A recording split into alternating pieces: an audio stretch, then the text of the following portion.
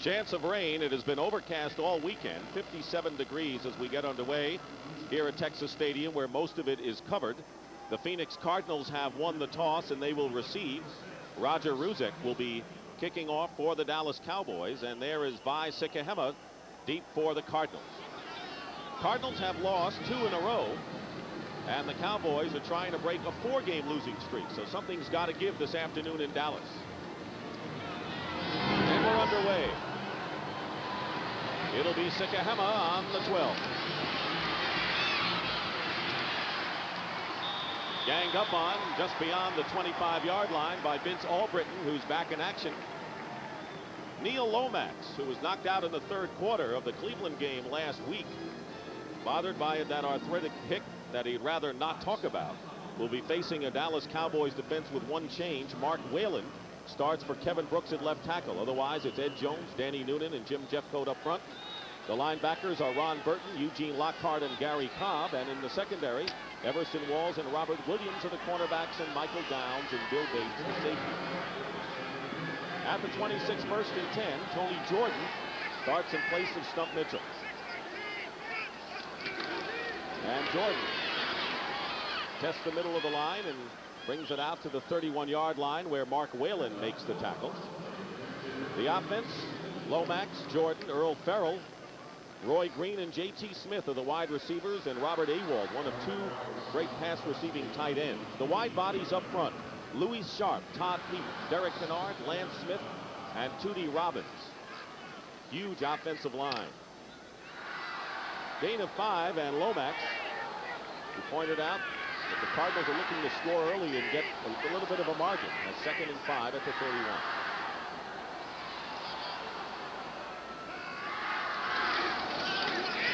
Lomax can't get off his first pass of the game, and Mark Whalen, in his first start, decks him for a safety back to the 22.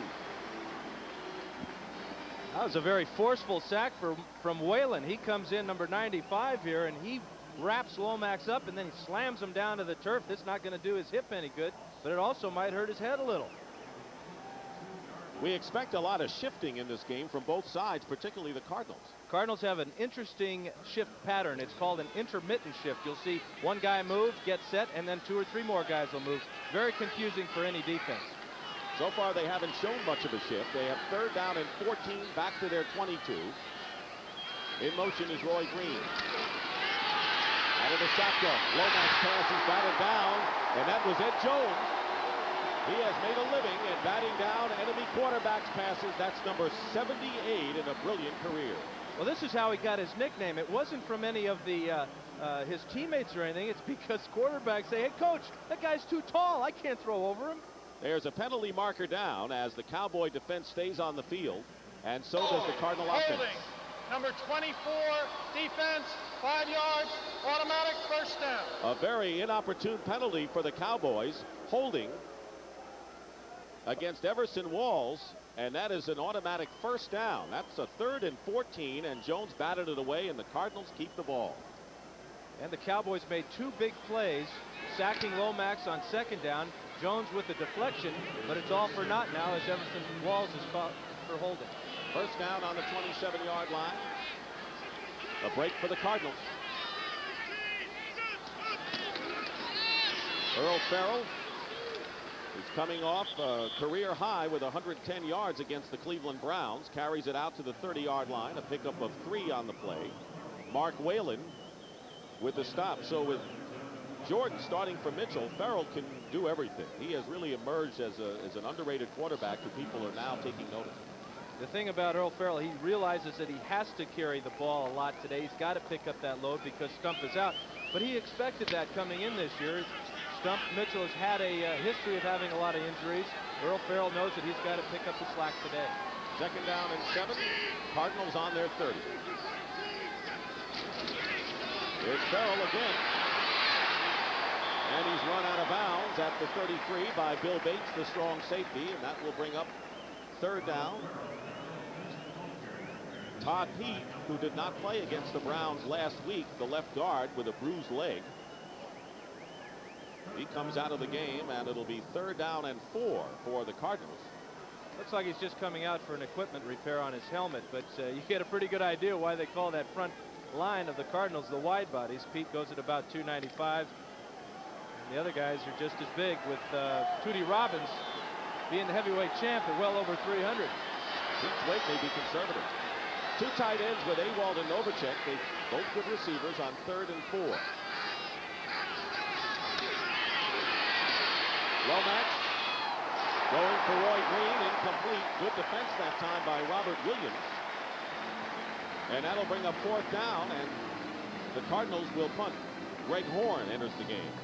That really was a nice play by Williams. As Roy Green, if he were to make that catch, he had a lot of open field in front of him. Williams came in with just the right timing with the right hand to knock it away. Horn will be kicking from inside the 20. Kelvin Martin goes back for the Cowboys.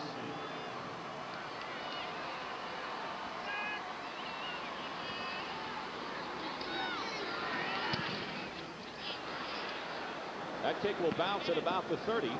Martin with a chance to return. And he is out of bounds at about the 30-yard line. A 47-yard kick. Martin brought it back 11 yards. And the Cowboys have it for the first time offensively.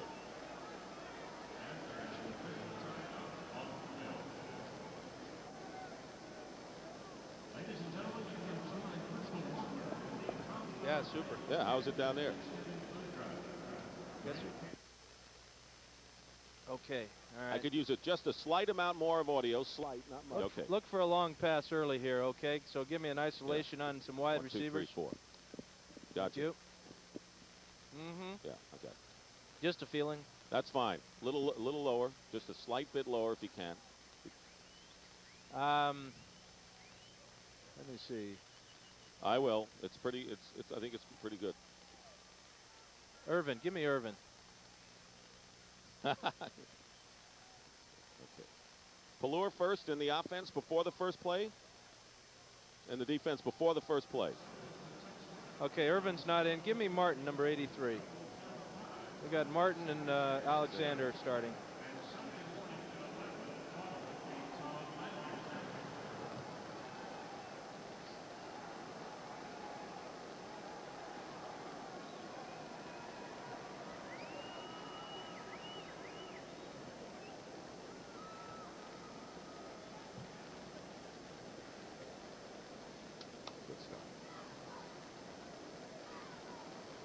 Cowboys have the ball for their first possession, and Steve Pelluer, who's coming off his best passing performance of his career despite the loss last week to Philadelphia, looks at a Cardinal defense.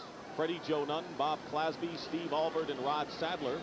The defensive line, the linebackers Anthony Bell, Nico Noga, and E.J. Jr., and the secondary, Carter, Mack, McDonald, and Young. First down up to 31. Herschel Walker with the first play for the Cowboys. Gets about 5, maybe more. Carl Carter drove him out of bounds. Walker and Timmy Newsome are the running backs. Kelvin Martin and Ray Alexander showing good depth for Dallas at wide receiver. Thornton Chandler, the tight end. Up front, it's Dave Weidel, Glenn Titenzor, so changes on the left side. Tom Rafferty is the center. Crawford Kerr and Kevin Hogan, the right side of the line. Weidel played last week, rookie for Darrell Smith, who will also see some action. 2nd and 5 at the 36, 2 tight end alignment for Dallas.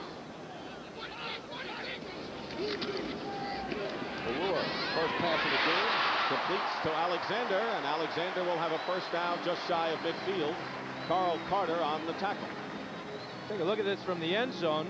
The protection is very good as they try to fake a little play action pass here to Herschel Walker. The first play they gave it to Walker, had a nice gain, come right back with the fake of the run and hit Alexander over the middle. Alexander has really turned into a fine possession receiver for the Cowboys. Herschel Walker had a tremendous game against the Cardinals the first time the teams met. He had a season's best 149 yards on the ground. This time he just barely gets over midfield into Cardinal territory and a pickup of about 2 yards, that's all. And that'll bring up 2nd down. Nico Noga, the middle linebacker, on the stop. But you were talking about Alexander. who caught 8 passes, as did Kelvin Martin against the Eagles. He's a former Canadian Football League star and was a great receiver there. And for a team that lost Michael Irvin, didn't have many receivers, they have shown that they have pretty deep in that spot. Well, what he has is great size, and he's the type of receiver that catches the ball with his hands. He can reach out and catch it with his hands, doesn't let it get all the way into his body. 2 tight ends, Steve Folsom joins Thornton Chandler. 2nd down and 8. Going deep is Pelluer to Alexander. Covering on the play was Cedric Mack. Scores underway around the league. By the way, David Galloway, who was in for 13 plays against the Browns last week, has replaced Rod Sadler at right defensive end. So Dan, with Freddie Joe Nunn and Galloway, if he is healthy, those are 2 good defensive ends for pass rushing purposes. Galloway's problem is that he's got 2 injuries he's working on right now. He's got a plantar fascia problem on the bottom of his left foot, and his thumb has also been injured this year. He's got a pin in his thumb, so he's playing hurt out there, but he's happy to be back. Sure is. He said it was lonely not playing. 3rd down and 8. Cowboys at the Cardinal 48. Pelluer can't find a receiver. Penalty marker down. And the pass is incomplete. It was intended for Herschel Walker downfield, and Cardinals with Carl Carter and Travis Curtis, but there's a flag. Here's Bob McElwee. And it'll be against the Cardinals. So on the first possessions for each side, the defense has been guilty of holding, and it'll be an automatic 1st down. Holding, number 20, defense, 5 yards, automatic Travis 1st down. Curtis in the secondary. Again, in the secondary, Dick, that is the key. 2 obvious pass situations, and both times, one time the Cowboys were caught for holding, this time the Cardinals, and the Cowboys now move into very good field position. They have a 1st down on the 43 of Phoenix. Tom Landry, he told us yesterday, he says if Paul Brown could be fired, no one in this business is immune. That's a great attitude, really is. 1st down on the 43. Timmy Newsome with his first carry of the ball game. Picks up about 3. E.J. Jr. on the stop. We have a Cowboy shaken up. Tom Rafferty, veteran center, is hurting right now. Already the Cowboys are playing without Nate Newton, their starting guard, who is out with a jammed neck. Glenn Titensor is in for him. And while they tend to Tom Rafferty, we'll take a break. Texas Stadium will be back after this.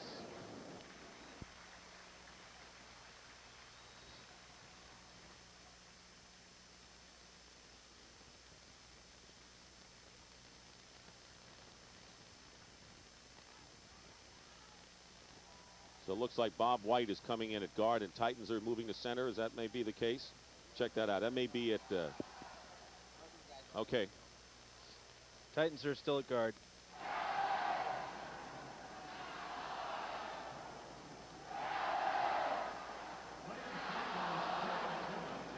Rafferty has walked off the field on his own power, but he'll leave the game, and there'll be a new man, Bob White, who's going in to play center for the Dallas Cowboys. Here are the standings coming into today's action in the NFC East. 1 game separating the first 4 teams. But look at the division records, which are very important. The Giants have the best division mark. Phoenix is 1-2, but Gene Stallings was telling us last night, Dan, that with 5 division games left, he feels that he has a real good chance to win it if they do well in division play. And he's semi-satisfied being 4-4 at this point. He would much rather be at 5-3, which he felt they really had a good chance of being.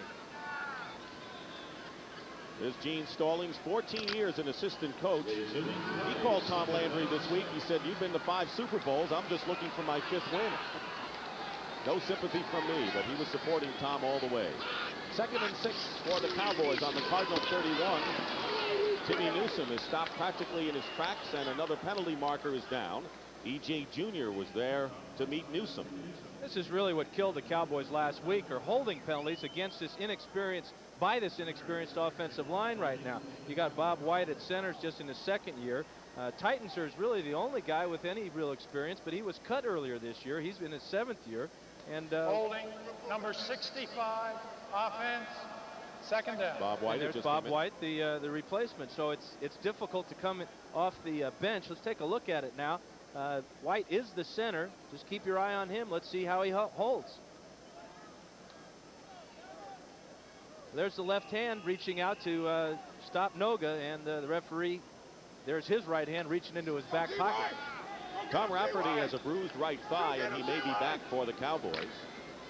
It's important that he keeps that bruised thigh stretched out so it doesn't tighten up on him on the sideline. Cowboys back to the Cardinal 49, second down and 16.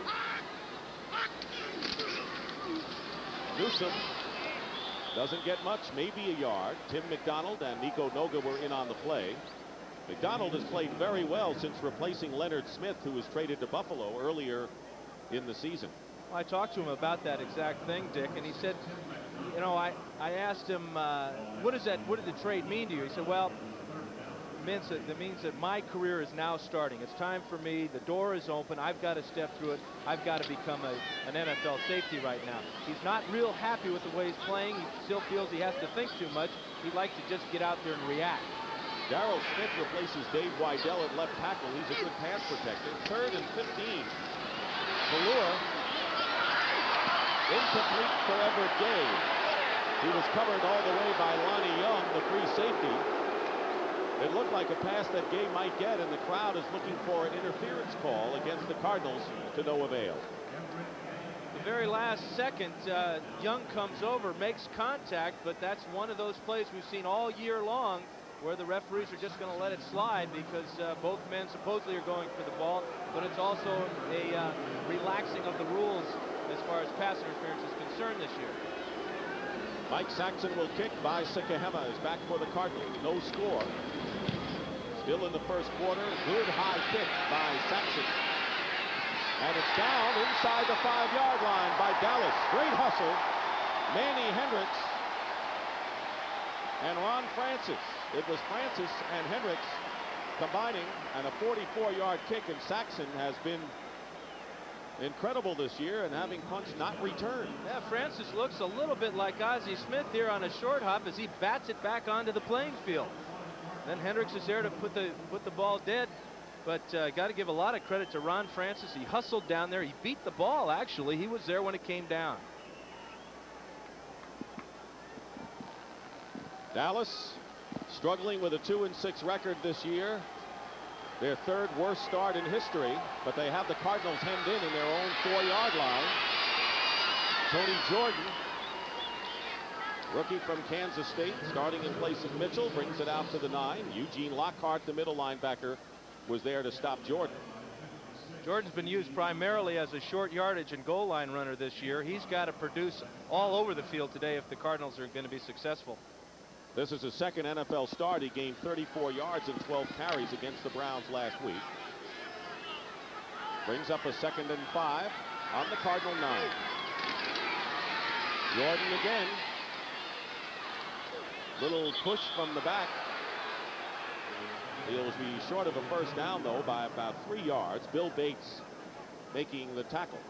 Well, let's take a look at Bill Bates. Now, he is outside our picture to the right, but he's going to come all the way in, and then in the pile, he's going to push right into that pile. He's coming on the safety blitz from the left side of the field. There he is. Now he's just going to jam that pile up. Bill Bates. 3rd and 2 on the 12. Lomax over the top. Was anyone's ball for a few moments. J.T. Smith was the intended receiver, and that'll bring up 4th down. That's really the way it's been going all year for the Cowboys. So close and yet so far away. This should have been an interception, and if it was, it might have been returned for a touchdown. The ball bounces off of J.T. Smith, off of Michael Downs, and then it falls to the ground. There's a good hit on Lomax if you're a Cowboy fan. I'm sure that Mrs. Lomax didn't like that shot from Ron Burton. So now Greg Horn will have to kick from the end zone, and Kelvin Martin is standing in midfield. Cowboys looking in good field position, perhaps, with 7:43 remaining in the first quarter. Great kick by Horn. Martin doesn't get to midfield. It's still good field position, but I'm sure the Cowboys were thinking of better things. 46-yard kick. Anthony Bell stops Kelvin Martin. No score in the first quarter here at Texas Stadium. We'll be back after this.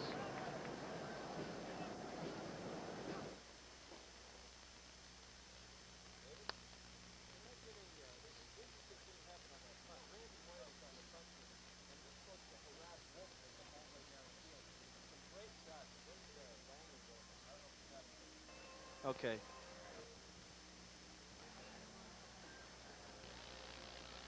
Okay. Oh, this is nice. You go back a little bit farther.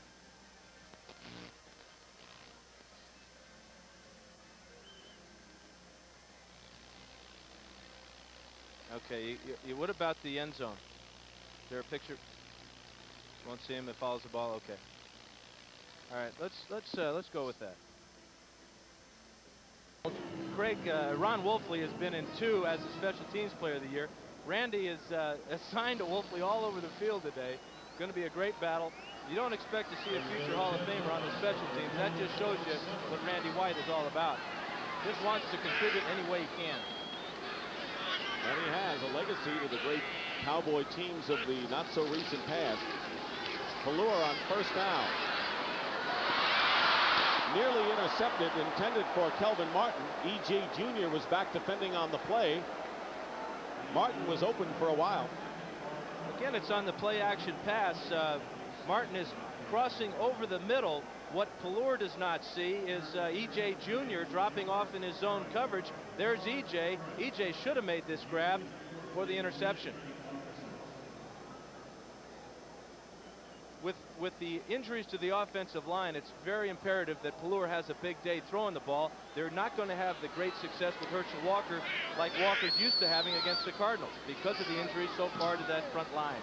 Cowboys move into their shift on 2nd and 10 on their own 47-yard line. Now they spread Alexander wider to the left. Pelluer's looking pass is intercepted by Carter.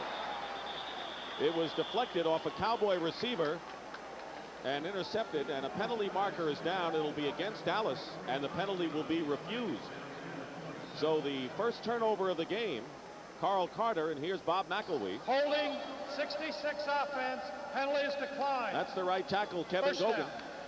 Well, let's take a look at the isolated replay here. We have 2 men actually in the area for the Cowboys. There you see Thornton Chandler. I'm not sure if Pelluer was going to Martin or to Chandler. I am sure, though, who ended up with it, and that's Carl Carter in the wrong jersey. Well, the Cardinal cornerbacks have been under a lot of criticism, but Carter has intercepted 2 in as many games. First down on the 38-yard line, no score, 7:21 to go first quarter. Neil Lomax. Penalty marker is down, and Lomax's pass is again batted down at the line of scrimmage.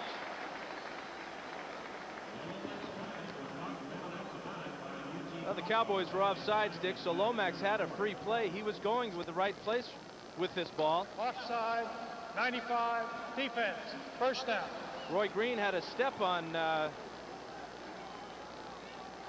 Robert Williams down on a post pattern, and if that ball wasn't knocked down, that would have been close to being 6 points for the Cards.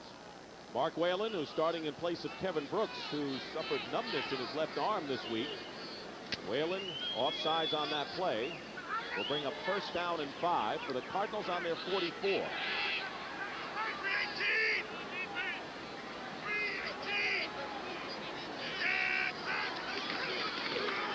Earl Farrell, first man up, gets the first down for the Cardinals, just shy of midfield.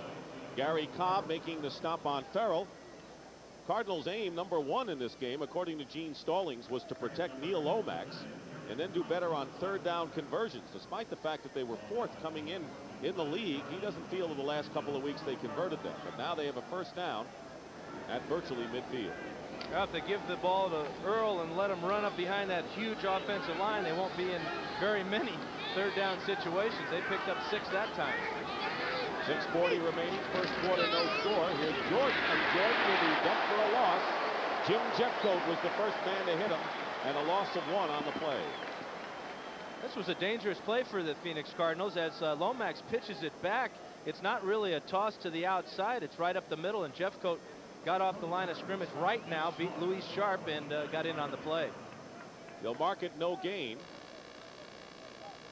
And it'll be 2nd down and 10. 3 wide receivers now for the Cardinals as Ernie Jones, the rookie from Indiana, comes out wide to the right. And Jay Novacek, the second tight end, who virtually is a wide receiver, also wide right and now in motion. Lomax, pass completed to Jones. Just short of a 1st down. Missed by a yard. Michael Downs and Manny Hendricks on the tackle. It's a man they call Indiana Jones for obvious college reasons, but he looks a little bit like Roy Green with the way he found that open area there. Made the grab and then backed up as close to that chain marker as he could get. Well, we talked about 3rd down conversion problems lately for the Cardinals. They face one now, 3rd and 1. They have failed in their first 2 conversions from 3rd down. 2 tight ends with Ewald and Novacek on the Cowboy 42.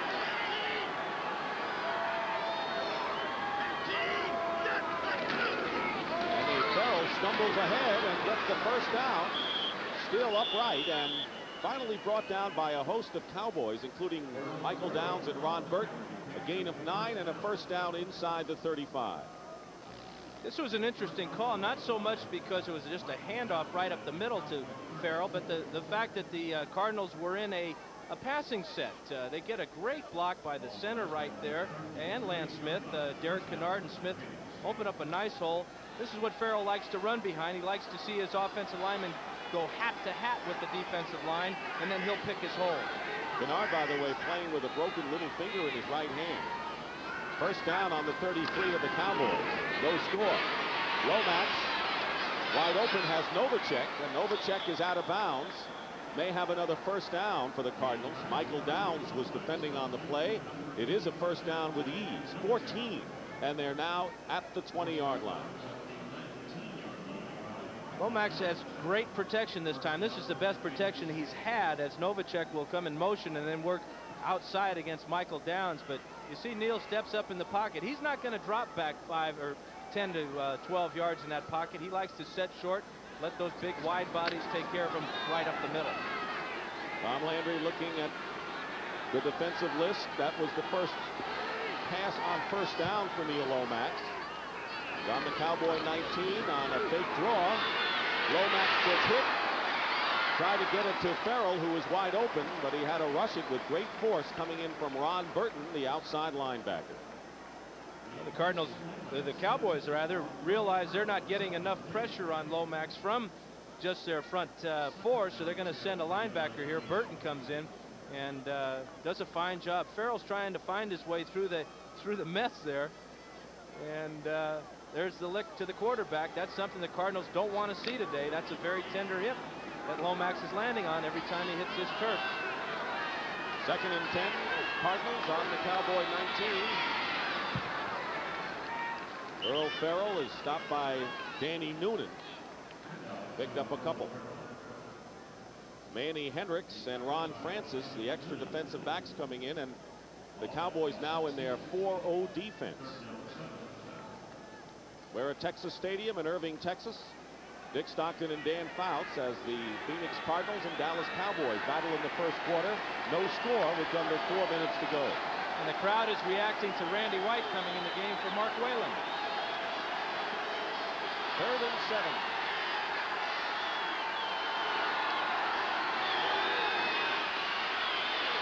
Lomax, incomplete, intended for J.T. Smith, and Francis and Michael Downs were defending on the play, and that'll bring up 4th down, and the Cardinals will send in their field goal team led by Al Del Greco. Well, you got to make the grab over the middle. This was a tough catch for J.T. to make. 2 men standing right there, but the important thing is that Lomax did not throw an interception. He's got his team in position to get at least 3 points out of this drive, and that's most important. He wanted points early. He'll take what he can get. So Al Del Greco, 7 for 12 with a 33-yard attempt. He missed 2 out of 3 last week. Low snap, and they don't get it off. Cliff Stout holding. It was a low snap from center. Scott Dill and the Cowboys come away unscathed. Well, this is the first game for the Cardinals on AstroTurf this year, and this ball should have been caught by Stout. The important thing is, though, is he got on the ball and did not allow the recovery for the touchdown for the Cowboys. Dallas ball when we come back. Boys who are right up there offensively, but that's in yards gained, not necessarily in points scored. Have been fizzling thus far, back and forth. Now it's the Cowboys' chance again on their 24-yard line. 1st and 10. 3.5 minutes to go in the first quarter. Herschel Walker looking for running room, and the Cardinals have snuffed all running attempts thus far. Freddie Joe Nunn and Anthony Bell combine to make the stop. There's the total offense story, so you're looking at 2 of the top 5 and pretty good heavyweights among Cincinnati, San Francisco, and Washington. But today it's been a different story thus far in the first quarter. Well, and that's not unusual, Dick. You have 2 teams that are very, very familiar with each other. Gene Stallings coached the Cowboys defensive backs for 14 years. He knows their system, but yet they know how he thinks also. So it's kind of a chess game, battle of wills as far as the coaches go. 2nd down and 6. Walker again trying to go outside, and he's wrestled down shy of the 30-yard line. Tim McDonald hustling, so the Cardinals are pursuing well and watching Herschel Walker, who burned them badly in their previous meeting in Phoenix. Well, they must feel pretty confident, the Cowboys about running to their right side against Freddie Joe Nunn and Anthony Bell. They've run about 4 or 5 or 6 running plays now. It seems like every one of them has been testing the right side of their offensive line and the left side of the Cardinal defensive line. 3rd down and 5 for the Cowboys on their 29. Steve Pelluer has connected on only 1 of 5 passes for 14 yards and has thrown an interception already. Pelluer gets time, and his pass is really picked off by Tim McDonald. It was intended for Herschel Walker. That was too close for comfort for the Dallas Cowboys, and it'll be 4th down, Dallas. Well, this ball should have been intercepted by McDonald. He broke on the ball well. It was an out pattern, and he had it covered by with a really easily. Here we'll look at it from the end zone, and Pelluer has the time. He just doesn't get it out far enough in front of the receiver. Mike Saxon will kick, and Vi Sikahema is back deep for the Cardinals. Line drive kick, Sikahema on the 24. There's another flag down, and Sikahema is dropped short of the 40-yard line by Garth Jacks. A 47-yard kick. Bob McElwee will explain the penalty marker.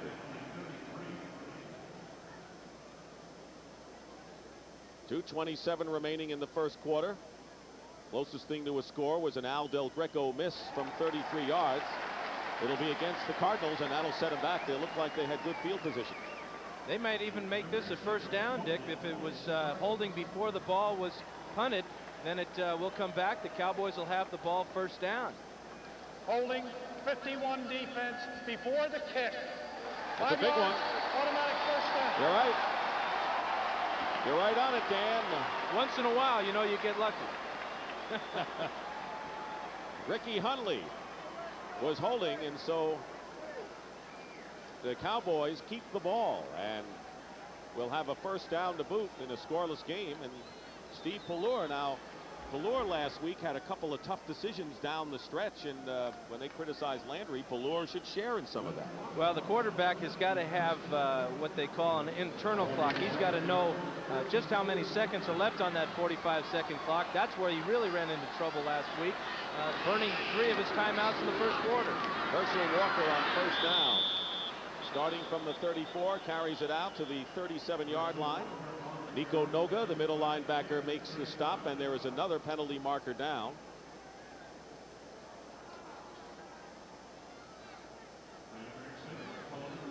That's the 6th penalty of the game, and it'll be against Dallas. Looks to be a holding call. Last week, the Cowboys were penalized 16 times. Holding 68 offense 1st down. That's Crawford Kerr, the right guard. So everyone's gotten in the act up front for the Cowboys penalty-wise.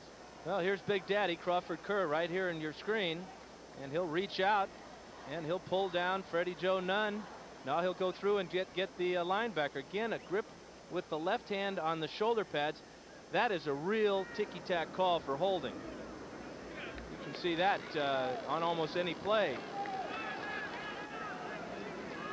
I wonder about the confidence of the Cowboys offense running the ball all the way to the right. Does that mean they're worried about Titensor and Wydell on the left side, or do they just feel that there's a weakness on the right side for the Cardinals? That's a good point. It may be their own offensive line situation. First down and 20 at the 24. Michael Irvin is in the ball game. And Herschel Walker gets nowhere. Bob Clasby leads the charge for the Cardinals, and a loss back to the 20-yard line.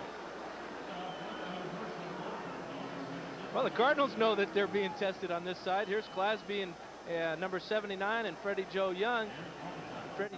They're going to get in right now. This is, again, another play to the right side. And they say, hey, come on. We can stop you guys. Not showing great confidence in the left side of that offensive line for the Cowboys. As you see, the Cardinals have held their opponents under 100 yards in 5 straight games, and no indication that the Cowboys will break that today. Second down and 24. Pressure on Pelluer. He gets away, and the pass is caught by Alexander. And he's knocked out of bounds at the 28. He's short of a first down by some 15 yards, however. Tim McDonald made the stop, but Ken Harvey, the top draft choice out of University of California, put on quite a rush on Pelluer. This is an outstanding job by Pelluer, number one, evading this tackle like you said, but then keeping his eyes open downfield. An outstanding job by Ray Alexander coming down the sidelines, as that's a vicious lick by Freddie Joe Nunn right to the back of Pelluer. Third and long, 3rd and 16 for the Cowboys. By the way, report on Tom Rafferty, it's his knee that is being iced now, and the word is he'll probably not return. He bruised the right thigh, now they're working on the knee. And Pelluer calls a timeout. Well, they're behind schedule. They called 3 timeouts, the Cowboys, in the first quarter alone against the Eagles in the first half last week. Well, we really didn't expect them to keep that pace up, but it looks like they're back on it. Using a timeout at this stage of the game when it's 3rd down and 15, your chances of making a first down aren't that great. I would rather see Pelluer save that timeout for a play later in the game at the end of the first half. The score's 0-0 right now. Heck, if it's 3rd and 20, you're just as bad a shape as you are when it's 3rd and 15. So take the delay of game penalty and save that timeout. Cowboys have had a lot of changes in their offensive line. Tom Rafferty right now worked out his knee iced and probably will not be back. Dallas has moved Bob White into the center position, and of course that's part of the overall problem that the Cowboys face in the criticism of Tom Landry. They got a young team. They're not as good as they used to be, obviously, and they've got to grow, and Pelluer has to grow, and Landry is trying to be patient with him. Well, and any team needs to be successful, needs an offensive line that can dominate in one of 2 areas, either as run blocking line or as a pass blocking line. This is a patchwork group we're seeing today for the Cowboys.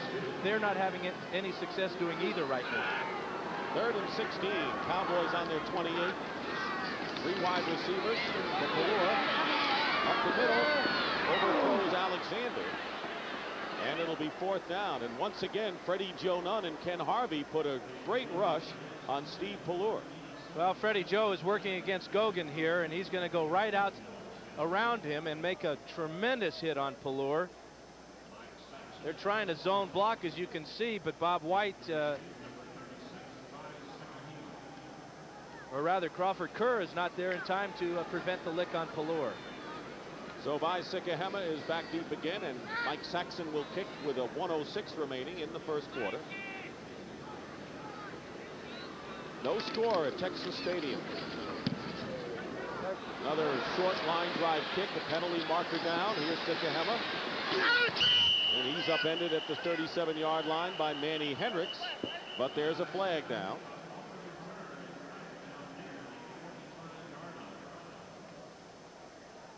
Two teams trying to break losing streaks today. Cardinals a game out of first, and the Cowboys at 2-6 at the bottom of the NFC East.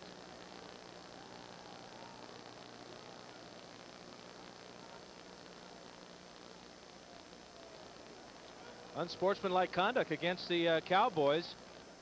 And let's see what happens on this play. We'll probably move it up about 15 yards for Phoenix. That flag was thrown in a hurry. As soon as that ball was in the air, as soon as it bounced, we got the flag. That was one of the wide men going down under the punt, and he was being harassed on the sidelines. And I got a feeling he might have, swung back at the guy. It's the old case where it's always the second guy that gets penalized on a altercation like that. Look at the group around the officials, red shirts and white shirts, interested observers to say the least. What they're trying to figure out right now is possession. Who had possession at the time of the foul? If the ball was not kicked, that changes the call of the referee. Personal foul, 48 defense, post possession, hitting a man out of bounds.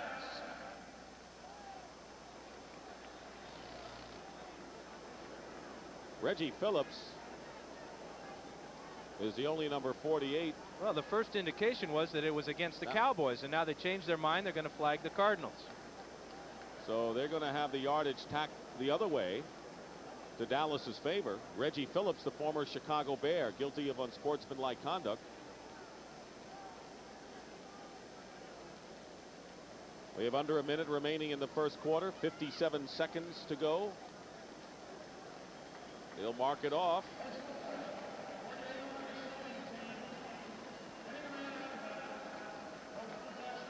And it'll be starting at the 17-yard line. Well, I don't think Reggie Phillips was even in the ball game. If we can pick him up on the left side of this picture here, and let's see how he got called for the penalty. There's Reggie. He looks like he's just watching.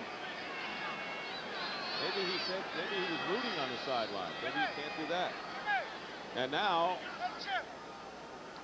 I wonder whether we're having a review here. Nope, no review. It's not one of those plays that you would review because it didn't really involve change of possession. But that was questionable to say the least. 1st and 10 on the 17 for the Cardinals. No score. First quarter. Lomax, Farrell with a good catch. Out to the 25. Eugene Lockhart making the tackle, a gain of 8. Earl Farrell can catch the ball out of the backfield, as can Stump Mitchell. Very important part of the Cardinal attack. Farrell's averaging about 7 yards per reception, but the more impressive statistic is that 5 yards per rush average that he carries. He now is the leading rusher on the team, with Stump Mitchell having missed now 2 games. Farrell is the top rusher. This may be the last play of the first quarter. 2nd down and 2. Considerable shifting for the Cardinals. That's their style. Tony Jordan, close to first down yardage, appears to have it. And that will be the last play of the first quarter. Ed Jones and Jim Jeffcoat on the stop. And that'll do it. That is the end of the first quarter here at Texas Stadium, with about 40,000 on hand. No score between the Cardinals and the Cowboys. Here at Texas Stadium, Dick Stockton and Dan Fouts. No score between the Cardinals and the Cowboys. You see their secondary over there. And the Cardinals have not won here in Dallas since 1984, and last year they had a chance to move into the playoffs with a victory over the Cowboys in the last game of the regular season, and the Cowboys spoiled that party. Well, we talked about the familiarity of both coaching staffs, and I asked Gene Stallings who he thought had the advantage. He said the guy with Herschel Walker on their team. Ernie Staubach said the other way. He says, I think the Cardinals do. First down, Tony Jordan. Jordan pushes his way up to the 35-yard line, gain of 7. Eugene Lockhart on the stop. They like Jordan and Tony Jeffrey, 2 rookies who earned spots in the backfield for the Cardinals on opening day. And by the way, this is the first game since the opener that the Cardinals are playing on artificial turf. The last 7 games have been played on natural grass. That artificial turf will be a factor if Lomax keeps getting bounced on it. He's been warming up when the Cowboys have had the ball just to stay loose. 2nd and 3 at the 35 of Phoenix. Here's Earl Farrell. No, check it, Jordan, and Jordan is close, but maybe a little shy of first down yardage. Mark Whalen and Eugene Lockhart on the stop. Take a look at the first quarter numbers, and they're not pretty. No score on the board, and not too many yards gained by either side. Well, the penalties have really been a factor too. That and dropped interceptions. Both teams have had shots at the big play by the interception, but have come up a little bit short. The only interception was by Carl Carter, but the Cardinals failed to materialize. The field goal snap got messed up. 3rd down and 1. And it's Farrell. He's got the first down. Charges forward to the 40-yard line. Mark Whalen making the stop. You get the feeling that a big play is going to happen sometime in this game right now, either for the Cowboys with an interception or fumble recovery, or the Cardinals hitting a bomb. I'm surprised we haven't seen that much shifting from the Cardinals, or for that matter the Cowboys, and really going for the long passes, which has been the trademark particularly of Phoenix. Well, both teams run a 4-man line. It's really a traditional 4-3. You're not going to fool them with a lot of shifting. They're going to be there all day in their position. First down, Cardinals on their 40, opening minutes of the second quarter. Lomax under great pressure, and down he goes. Ron Burton, who's been struggling this year, but last year had a tremendous game against these same Cardinals with 17 tackles and a forced fumble. Better when he plays instinctively. Let's take a look at Burton here. He looks to me like he's coming right now. Look at his head. He's got his foot back. He's trying to fake a little bit. In fact, he fakes the Earl Farrell into taking a linebacker that was coming up the middle. Not enough men to protect Lomax that time, and that's something the Cardinals have got to do if they're going to win this ball game, is keep Neil Lomax healthy. Loss of 11 yards on the play. Doug Flutie and the Patriots lead the Bears. 2nd down and 21 now. Back to the 29. 3 wide receivers. Make it 4 now for the Cardinals. Penalty flag now. And we may have a delay of the game call against Phoenix. That's what it is. 5 yards. Delay of the game. Offense. You know, I played in this league 15 years, and about 6-7 years ago, they brought these clocks into the game, and I thought it was a great idea because it let me know exactly how much time I had to snap the ball and get the play off. I just can't understand what happens with these quarterbacks. They can't look down the field and see these clocks. They're both at ground level, right behind the goalpost, and they get called for these delay of game penalties. It's amazing. It's right smack in front of them. Well, even here in Dallas, they got 2 on each end, which is awful nice. 2nd down and 26. Lomax in the shotgun. Again, pressure on Lomax. And Manny Hendricks defends J.T. Smith with a fine play in the secondary. Both secondaries have come under a lot of fire recently, and both secondaries today are playing outstanding man-to-man defense. Lomax has the time, but that's just great coverage by Manny Hendricks. Interesting, as we have 12:01 to go here in the second quarter, Dan, is that neither J.T. Smith or Roy Green have caught a pass thus far. 2 of the most prolific pass receivers in the NFL have been shut out. Well, Roy Green, he's used to the challenge from the defensive backs like Everson Walls and Darrell Green. He normally does well. It's going to be important for him to get on track right now. Randy White is in the defensive line for the Cowboys on 3rd and 26.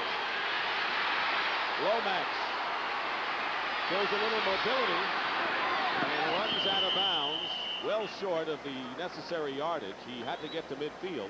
He picked up 12, chased out by Jim Jeffcoat, and that will bring up 4th down, and the Cardinals will have to kick. Yeah, you can see the little pad on his left hip there, covering the. I'll get it there somewhere. But you know, running 20 or 30 yards out of bounds like that is not an easy thing for that hip either. The Cardinal receivers didn't help him out much by coming back and getting to an open area for him. He still would rather not talk about the hip much, but it's been hurting him. And as you said, 1 shot and he can be out of the game. Greg Horn with a nifty kick. Kelvin Martin on the 15. Martin out to the 34. Penalty marker is down. Mark Walchak makes the stop. A 49-yard kick, a 19-yard return. And Folsom put quite a block on Ricky Hundley. But there's a penalty marker, and it'll be against Dallas. But it won't be against Steve Folsom. He got a career hit on Ricky Hundley. Illegal block above the waist, number 46, during the return, first down. They're really making these punt returns exciting, aren't they? Got about 3 penalties on them already. Including one by Reggie Phillips, who was out of bounds, but he might have been in action when he committed that personal foul a little while ago. Talk about in this one, a fumbled field goal snap prevented Al Del Greco from getting off a 3-point attempt. Tom Rafferty has a bruised knee, expected not to return, and a load of penalties thus far in this game with 11:38 remaining in the first half.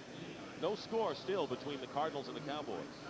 When they traded Tony Dorsett to the Broncos earlier this year, they renamed the Dallas Cowboys from America's team to Herschel's team. Well, Herschel better get it going. He's rushed 5 times for just 8 yards so far. That's after 149 in the first game between the teams in Phoenix this year. First down on the 22, Ricky Hundley is the new middle linebacker, number 51 for the Cardinals. And on a reverse, Kelvin Martin goes out of bounds and just missed a first down by less than a yard. Anthony Bell on the stop.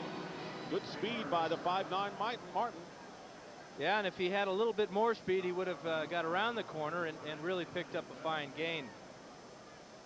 Good fake to Walker and good execution by Pelluer. Here's Martin coming along, and this is really a fine play by Anthony Bell to push him out of bounds. Really prevented a big play there. Still, it's the best run that the Cowboys have had today.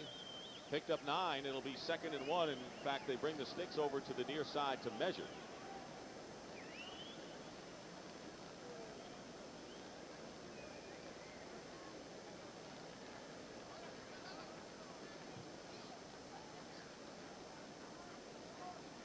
Can't tell from up here if they missed it. They didn't miss by much. And there you see just about a little more than the length of the football.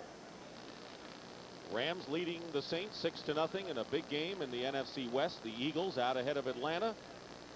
Scores along the CBS Sports Wire. Big game in the AFC Central. Field goal kickers are having a good day so far. Al Del Greco wanted to get involved too, but he never had a chance with that bobbled snap, and the closest thing we've had to a score in this game. So the Cowboys with a 2nd down and 1 on the 31-yard line. They have 2 tight ends with Thornton Chandler and Steve Folsom. Herschel Walker, the lone setback.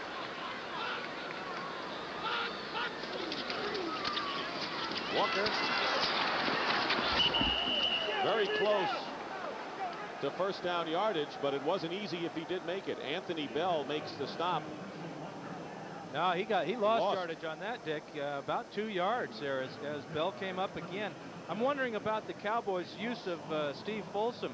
We talked with Doug Cosby yesterday, and he indicated to us that he would play. He has been nursing a sore Achilles tendon all year. He expects to have surgery on it in the offseason. But I wonder if he might have re-injured it in the pregame warm-ups. He was out there running around with the rest of the ball players, but I haven't seen him in the lineup yet. You're right. He expected to play, and he was up. He's getting more involved in the offense. 3rd and 2 now, following the loss on the 30. Here is Herschel Walker. And down he goes. He does not get the first down. Gets to the 30-yard line where Tim McDonald and Ricky Hundley combine to make the stop. And I don't remember the last time Herschel Walker looked as futile carrying the ball as he has today, as the Cowboys continue to go off the right side of that offensive line and have come up with nothing. Well, the play calling is really suspect. All running plays, at least all that I can remember, have been to the right side. The Cardinals are just stuffing it. Carl Carter came up and really met Walker that time and prevented the first down. So Mike Saxon will be kicking again for the Cowboys, and Vai Sikahema goes deep for the Cardinals.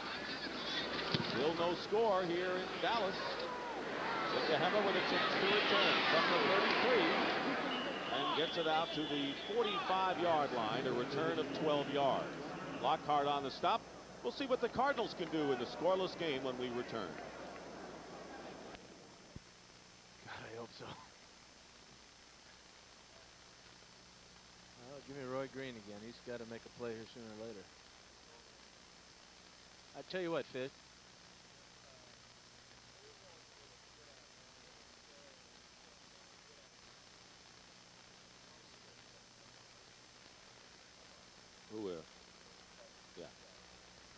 Sometimes it's Farrell.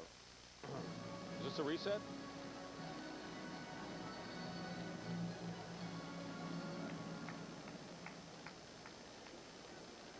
We're at Texas Stadium in Irving, Texas, and the empty seats are obvious here as the Cowboys and Cardinals are scoreless in what's been a lethargic game. No score with 10:33 to go in the second quarter.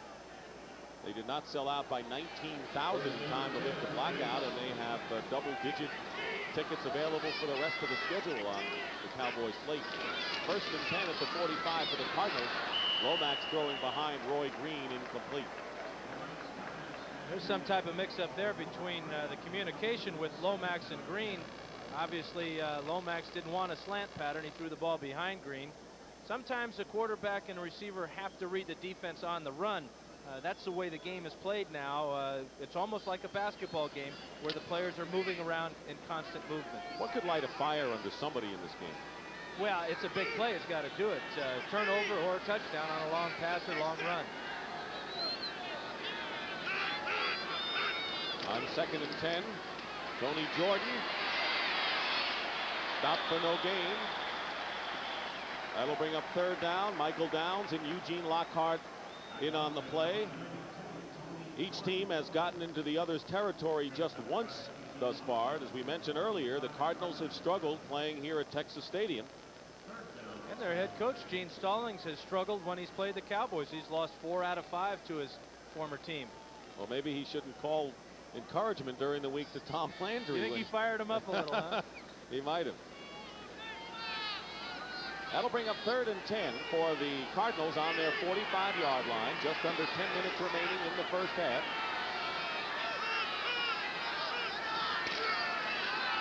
Lomax has time. He's going deep. Incomplete, intended for Roy Green, and covering was Robert Williams.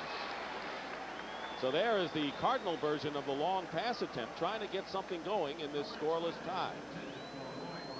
Well, and Roy Green has to turn into a defensive back here to prevent the interception by Robert Williams. There you see the left hand going over and distracting Williams at the right time. And again, Lomax gets decked. This time it's Danny Noonan. Fourth down, and Greg Horn will kick. 7th punt of the game coming up. Kelvin Martin back for the Cowboys.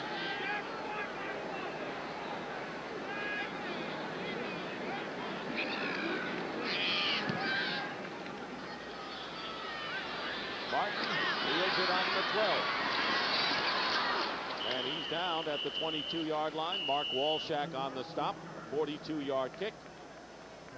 Coming up next on CBS Sports, a rematch of last year's playoff game between the Minnesota Vikings and the San Francisco 49ers. Both teams are 5-3, chasing their respective divisional leaders. It's really a crucial game for both clubs who are trailing in their division. That's game 2 of our today's doubleheader coming up next on CBS Sports, and Steve Young will be the quarterback for the Niners.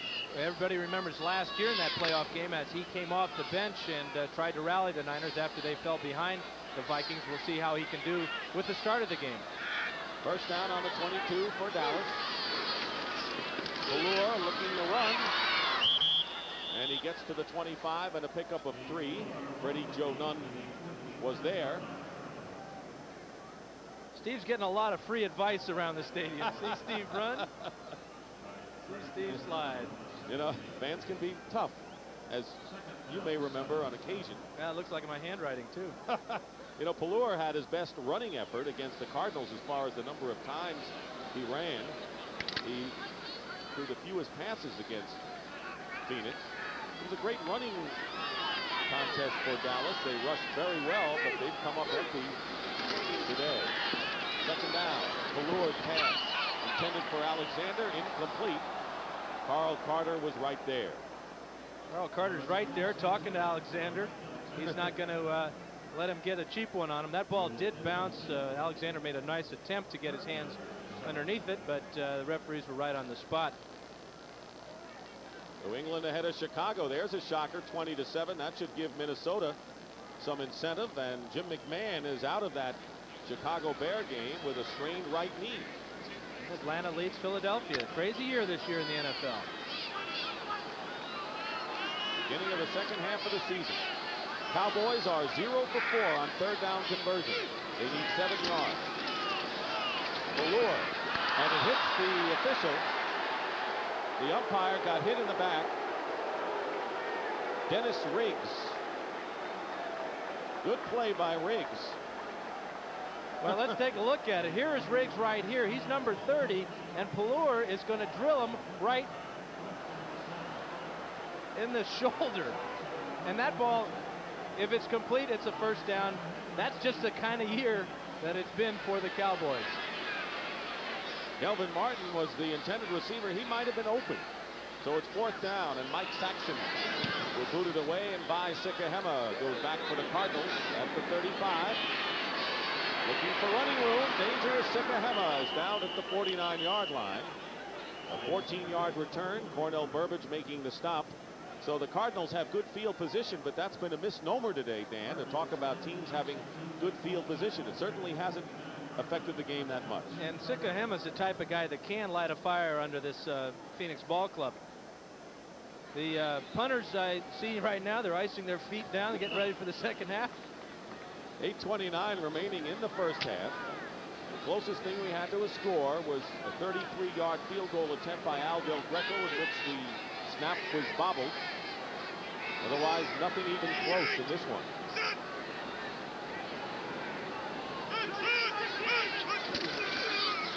Here's Tony Jordan up the middle. Gets turned over and picks up about 4 yards and gets into Cowboy territory. Jim Jeffcoat and Eugene Lockhart on the play. It's kind of like that old Ohio State football game, you know, where it's 3 yards in a cloud of dust.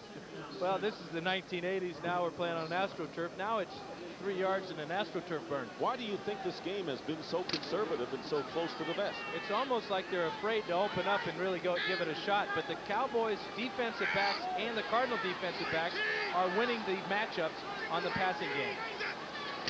Second down and 6. Farrell to the 45. It'll be third and about 4. Gary Cobb and Bill Bates on the stop. There's Cobb, who is the leading sacker amongst the linebackers, former Detroit Lion and Philadelphia Eagle, and the Dallas Cowboy linebacking core had been depleted because of injuries. And this week they released Mike Hegman, a veteran of 13 years with the Cowboys. He got his walking papers, so a sign of the times in Dallas. Really is. They have to go with the youth movement. Tom Landry believes he can turn things around. He's got another year left on his contract, and he likes the challenge. Third and 4 for the Cardinals. Lomax. No receivers open. Now he's got Roy Green, and it's tipped away, and a great defensive play by Robert Williams. Terrific play by Williams. Williams has had a fantastic day. He knows he's going to be challenged every Sunday. When his teammate is Everson Walls, quarterbacks aren't going to throw at Everson. They're going to come at young Robert Williams. He's up to the challenge there. That's just a wonderful balletic type of move. Fastest defensive back, and Ron Francis hasn't been able to get back in the starting lineup.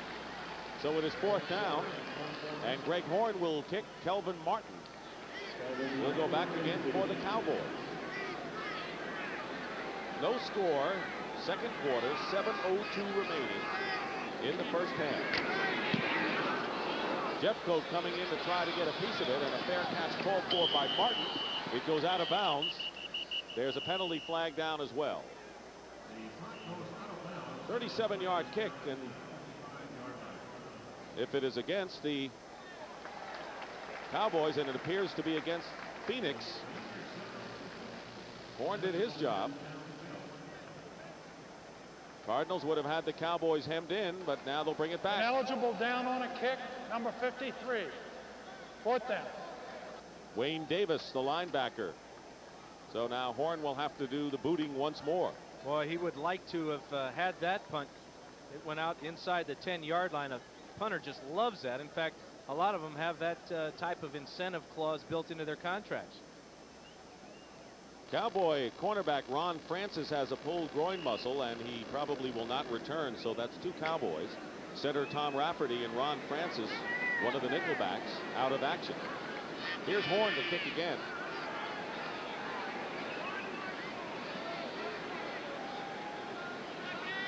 Again, Kelvin Martin is deep for the Cowboys.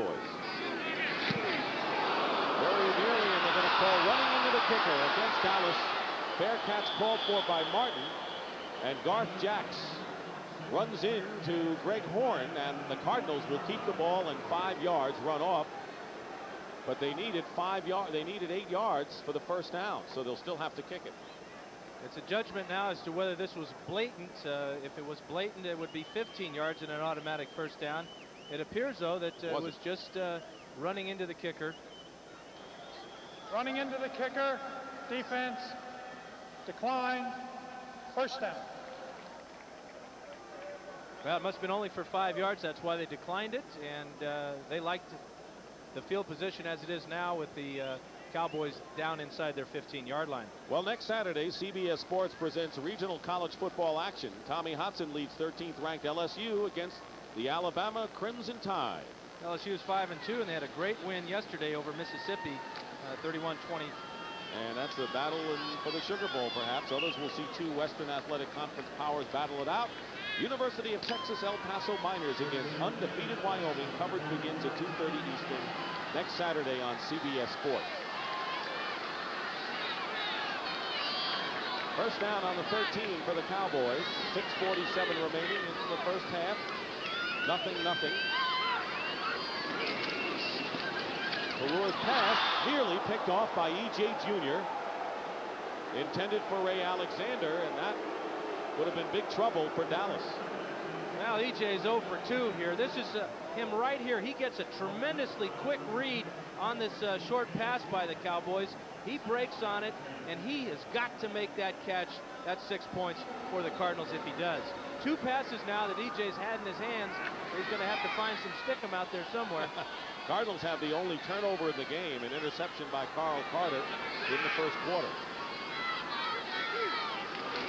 2nd and 10. Here's Herschel Walker, who has averaged 1 yard per carry prior to that play.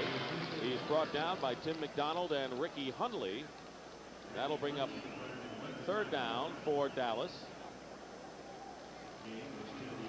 Herschel Walker, whose wife got into the act this week. Herschel's wife kind of criticized his running style. And Herschel said, you know, she has a point. I haven't been running that well. So it's coming from everywhere. She feels that he's been a little hesitant at the point of attack. She has watched him for many, many years. She knows what she likes when she sees him run, and he's not providing it for her just yet. 3rd and 5 at the 18. Pelluer. Alexander can't hold on. I guess it gets to that in a game like this where everyone is so tentative, no one's trying anything big, and people can't make and execute the normal. The confidence factor on the Cowboys side of the field is probably at its lowest ebb all year, or for that matter, for a very, very long time. A lot of people are questioning their head coach. A lot of people are questioning their quarterback. Those are 2 people that you've got to have tremendous amount of confidence in, and right now that's not the case here in Dallas. Mike Saxon will kick inside the 5 by Sikahema, his beat. Saxon gets off a fine kick. Sikahema at the 39. Hit. Great hit that time by Steve Diassi. 43-yard kick by Saxon, and Sikahema could go nowhere. Now he's going to have trouble finding the bench, too, after that lick. That was a great hit by Diassi, and that has got Vi a little shaken up here. Let's take a look at it. Number 55 is right. Well, he's right there. Actually, his own man didn't help him out much either. That was Ricky Moore down there. That's really a tough position to be in. You're trying to block, and now you got your receiver bringing the ball down the field. That'd be interesting to see if Sikahema can go anymore. Well, they've lost Stump Mitchell, who's out with a sprained ankle for the 2nd straight game. And if Sikahema is not 100%, 2 of the big weapons that the Cardinals have, and then Neil Lomax, of course, with the hip, that cuts into what the Cards can do. It's that old war of attrition. 1st and 10 at the 43-yard line. Cardinals with 5:43 to go. Earl Farrell. Hunson pecks for some yards and brings it up to the 46, where Jim Jeffcoat makes the stop. There's Sikahema, and they're working on him on the Phoenix sideline. He is probably the best punt returner in football right now. He's been to the Pro Bowl the last couple of years. He's fearless, Dick. He just grabs that ball, has absolutely no concern for his own well-being. He'll run it straight up the field, doesn't like to juke around a lot, and that's why he's been so effective.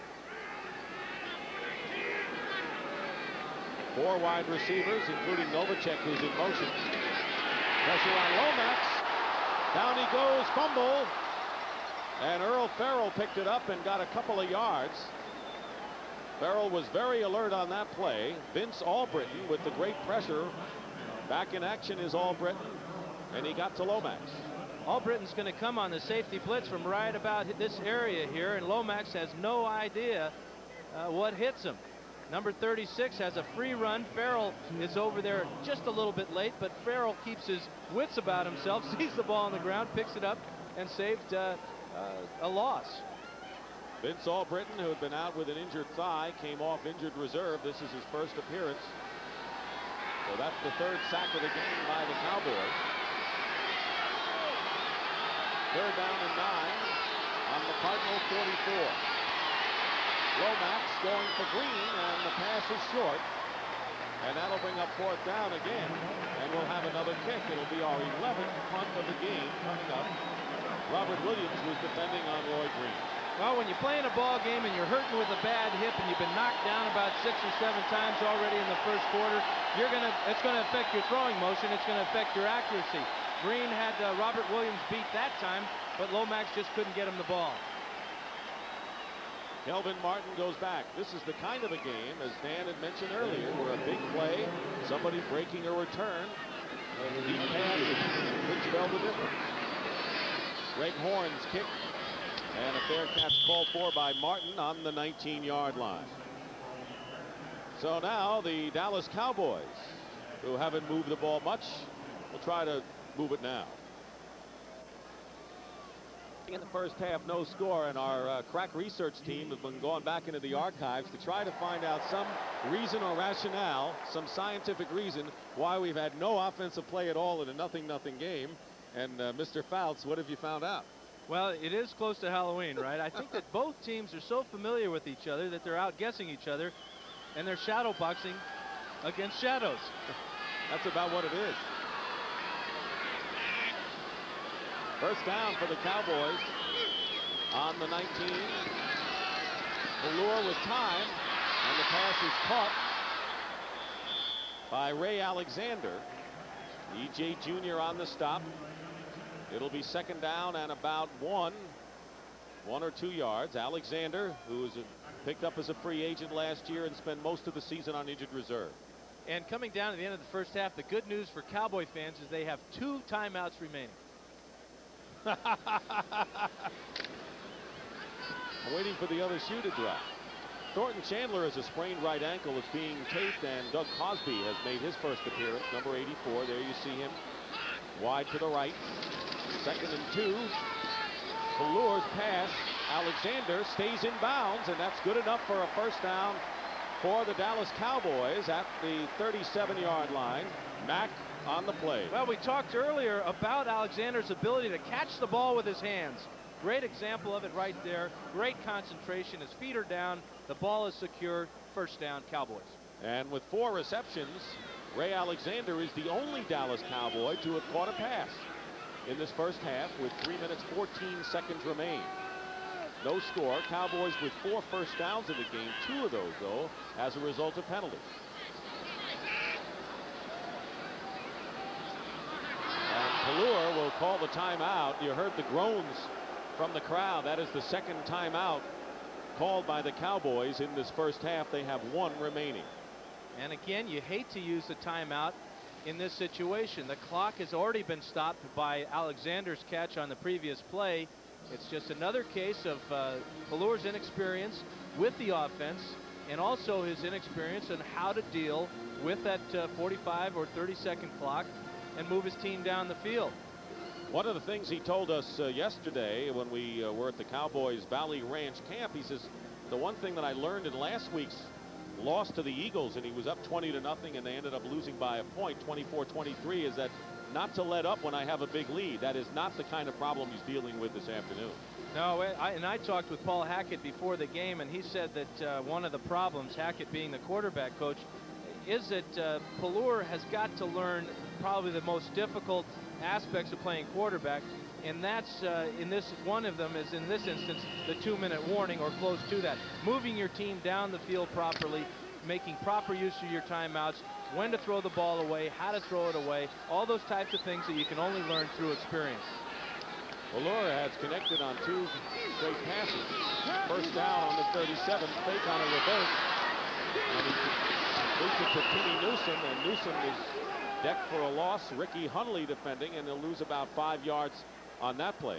Freddie Joe Nunn put big pressure on Pelluer that time. Well, this play is doomed from the very beginning. They don't get any fake at all out of this reverse to Irvin, and I'm wondering why they're not throwing the ball to Irvin more. He seems to, at least earlier in the year, been their big play guy as a receiver's concerned. I don't think they've thrown him one yet today. They haven't. Well, it's a good time to catch up on your Sunday reading. 2:35 remaining in the first half. Second down and 15. Pelluer into a crowd. Incomplete. Cedric Mack knocks it out of the hands of Ray Alexander.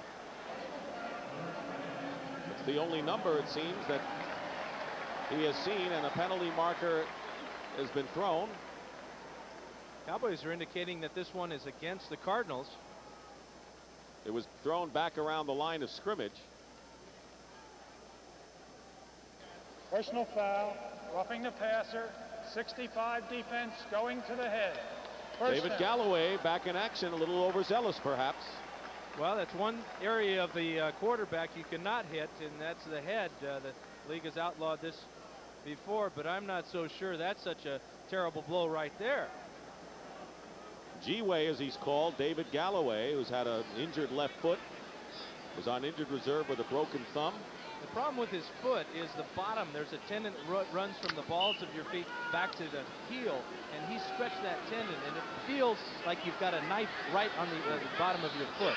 Just talking about it, you can feel the pain.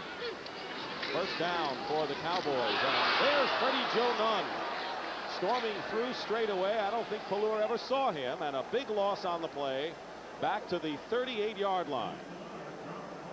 Freddie Joe's having an outstanding year. Here he is right here working against Gogan, and he gets in right now, and there's just no stopping him. Pelluer just turns around and he takes a great lick. Pelluer has got a lot of hard knocks against him in his career. He's a big, strong guy, but he can't take too many of those. Great job by Nunn. He's having a super season. Since his switch from linebacker to defensive end, he has 19 sacks in 21 games. So he found his spot. And now the 2-minute warning is upon us here at Texas Stadium. No score. We'll be back. We have our 2-minute warning. This is Dick Stockton and Dan Fouts. And with 2 minutes remaining in the first half, no score between the Phoenix Cardinals and the Dallas Cowboys. Cardinals have all of their timeouts remaining, and Dallas has only one. Neil Lomax trying to stay healthy and trying to generate something, and so far it's been nothing. And I don't know whether it's contagious, Dan, but Tampa Bay and Miami went into halftime also with a scoreless game. That's a lot hotter down there, though. For sure. Second down and 20 for Pelluer and the Cowboys, back up on their own 38-yard line. This pass is caught by Kelvin Martin, and Martin is brought down at midfield by Lonnie Young. They still need about 13 yards for first down yardage, and only one timeout left for Dallas. That was good patience on Pelluer's part that time. The Cardinals played a deep zone. They gave him the underneath pass to Martin. He took it, and now they have a chance to pick up the first down in a situation where it's about 3rd and 14. The numbers are hardly impressive. 3rd down and 14. Quick toss up the middle, and it's caught. Everett Gay, and the ball was blown dead, short of a first down, but in Cardinal territory at the 48. Travis Curtis on the stop. So Everett Gay, another one of the receivers who have really shown what they can do, shaken up. I can't believe the Cardinals aren't calling timeout right here. They've got a chance to get this ball in field position and move it down the field to kick a field goal. But they're just letting the Cowboys dictate the time right now, letting it run on down. And Andy Schillinger has gone back to receive the punt from Mike Saxon. So Vai Sikahema apparently shaken up enough to not go out there here. Here is Schillinger. Rookie wide receiver from Miami of Ohio. 35 seconds remain. Good kick, high kick. They'll let it bounce, and it goes into the end zone for a touchback with 26 seconds remaining in the first half.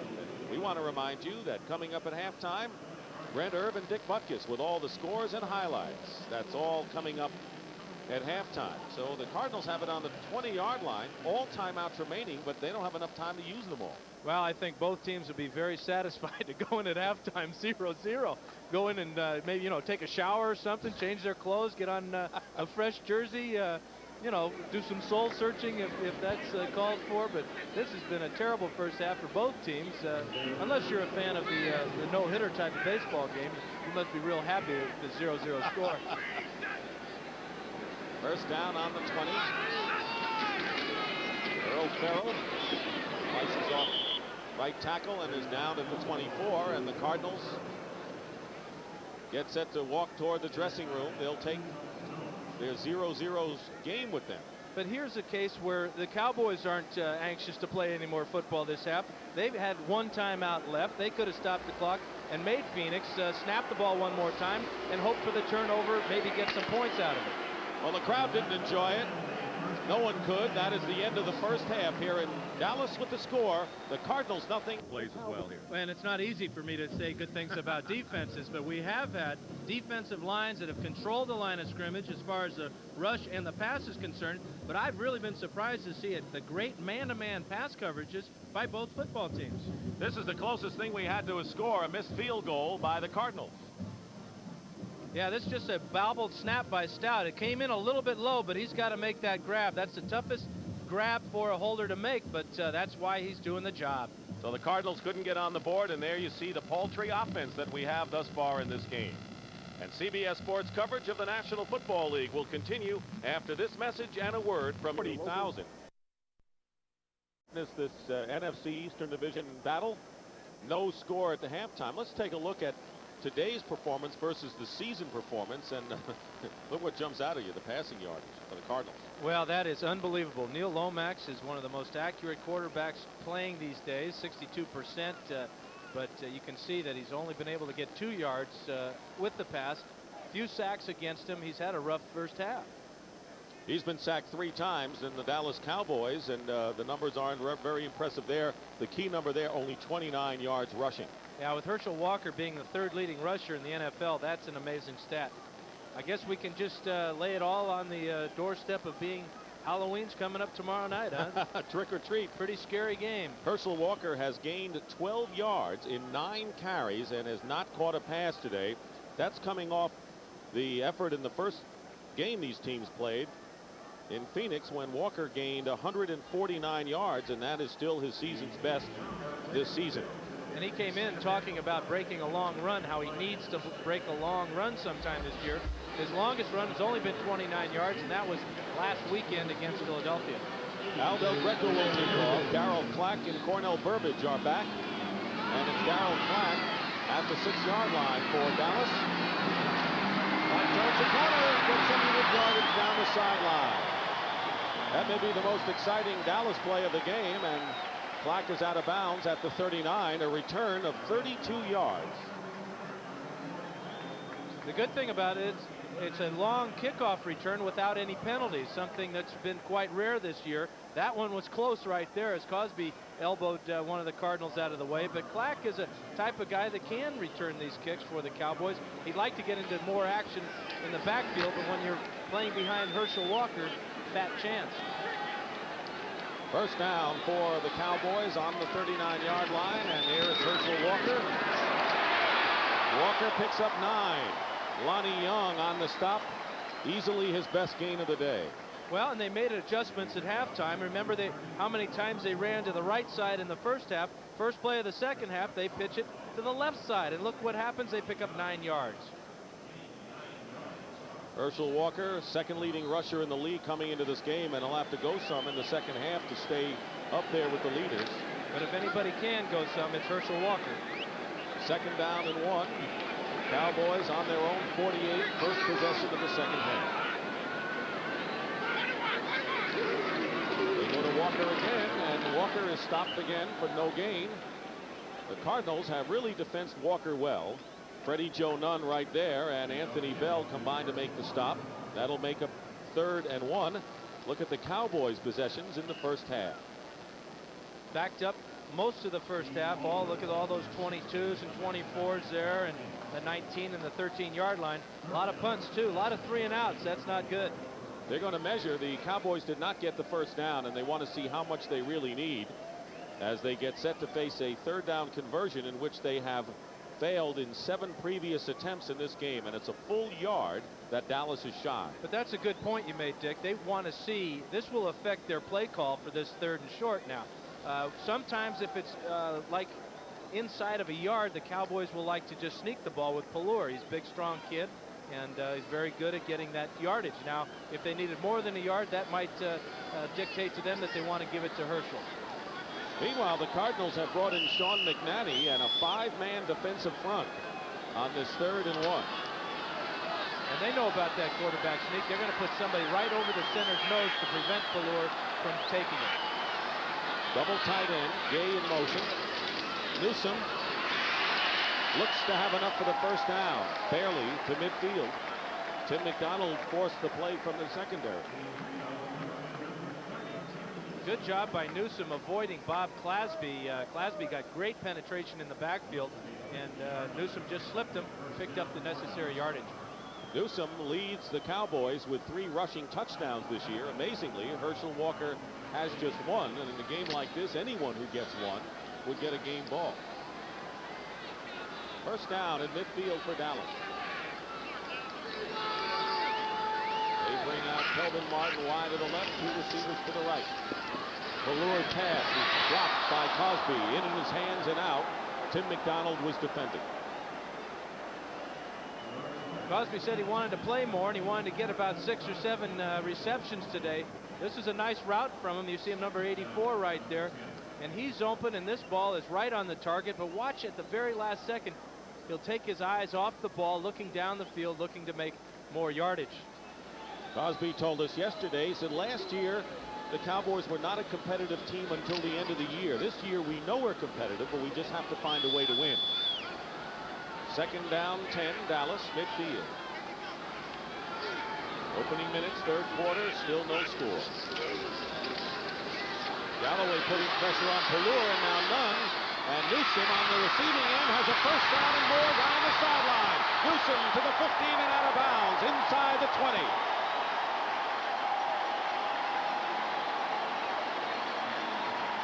27 yards and the biggest play of the game for either side. Lonnie Young on the stop. Jimmy Newsome is the setback right here, and it's going to be just a simple screen pass. But the thing that Pelluer does very well is he buys some extra time, really sucks in the defensive line of the Cardinals. Then he throws an amazing pass to Newsome, who gets the great blocking. You won't see a better execution of a screen pass than this. And Newsome does the smart thing of going all the way down the sideline. This is the deepest penetration for the Cowboys today. A 32-yard reception. First down on the 18 of the Cardinals. Penalty flag is down, and a delay of the game call. And the crowd. Delay of the game. Offense. This is very common to have happen, Dick. What happens is, as soon as Newsome goes out of bounds on that screen pass, the 45-second clock starts. But a lot of players are celebrating. They're high-fiving each other. They're patting each other on the back. And then they've got to get that huddle moved all the way down the field, 30 yards or so. So they lose track of the clock. But the important thing is that the clock is still there. The quarterback can still see it. He's got to know what the situation is there. And on top of that, with the Cowboys, they get the play kind of late. They don't usually have a luxury of time anyway under normal circumstances. First down and 15 on the 23. Here's Walker. Walker fights his way to about the 20, 19-yard line, call it. Ken Harvey and Nico Noga on the stop. Noga started at middle linebacker, but Ricky Hunley played most of the first half in the middle. And Noga's back in there, and that'll be a 2nd down and 11. You can see Herschel running a little tentative at that time behind the right side. Part of the problem is he's still trying to feel his way with this new offensive line. It's kind of been put together by because of injuries. Dave Wydell, the rookie at left tackle. Glenn Tittenser at left guard. And Bob White to center as Rafferty went out in the first pass. Blitz is on, and the pass is incomplete. Great pressure. Freddie Joe Nunn got to him. Pass was intended for Alexander. Lonnie Young on a safety blitz also in on the play. Cardinals picking their spots for their blitzes this afternoon. They've had trouble all year long scoring inside the 20. That was a good call by the Cardinals defense that time. They brought Young on a late safety blitz. There's nobody responsible for blocking Young when he's rushing the passer. Alexander, as a wide receiver, has got to see the blitz, break his pattern off inside. That's where Pelluer threw the ball. On the 19 of the Cardinals, 3rd and 11 for Pelluer. He can run it. Chased by Davis and brought down. No gain on the play. Wayne Davis chased Pelluer, and that'll bring up 4th down, and the Cowboys will have their field goal opportunity coming up. This is Tim McDonald right here. Now, last time the Cardinals brought Lonnie Young on a blitz. This time it'll be McDonald, and Wayne Davis does an outstanding job of containing Pelluer. You see, he was spying for the quarterback draw and the rollout, and he made the play. So now the Cowboys looking to get on the board. Wayne Davis didn't let Pelluer get free, and Roger Ruzek, who broke out of a slump with a perfect 3-for-3 game against the Eagles last week, will attempt this from 39 yards. Pelluer will hold.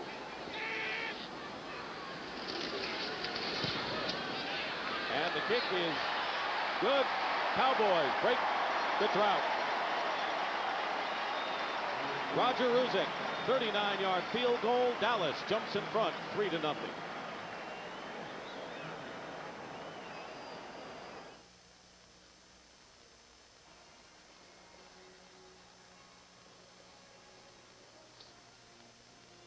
Nice. Is leading the Phoenix Cardinals 3-0. Roger Ruzek with a field goal, but the big play, Steve Pelluer with a pass, screen pass to Timmy Newsome, who scampered down the sidelines to complete a 32-yard play, setting up the only scoring we've had in the game. Andy Schillinger, the rookie wide receiver, now taking over kick return duties for the injured Vi Sekahema, goes back, and Ruzek will kick off for the Cowboys. 3-0 to score. The Cowboys won the previous meeting earlier in the year, 17-14. Dallas trying to break a 4-game losing streak, and the Cardinals want to end a 2-game losing streak of their own.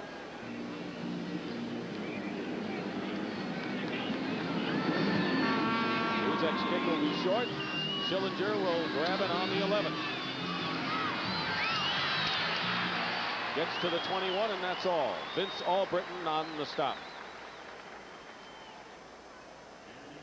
Well, next Saturday, it's regional college football action. In an SEC tilt, the battle for the Sugar Bowl continues as Derek Thomas and Alabama go up against the tough LSU Fighting Tigers, while some of you will see a Western Athletic Conference matchup as the number 10 ranked undefeated Wyoming Cowboys go head-to-head with the University of Texas El Paso Miners. It's college football next Saturday at 2:30 Eastern on CBS Sports. First down on the 22 for the Cardinals. Tony Jordan fights his way off the left side and brings it out to the 26, pickup of about 4 or so. Danny Noonan making the tackle for the Dallas Cowboys. We have just under 11 minutes remaining in the third quarter. 3-0 Dallas. We had a scoreless first half. A field goal by Roger Ruzek from 39 yards out has broken the deadlock.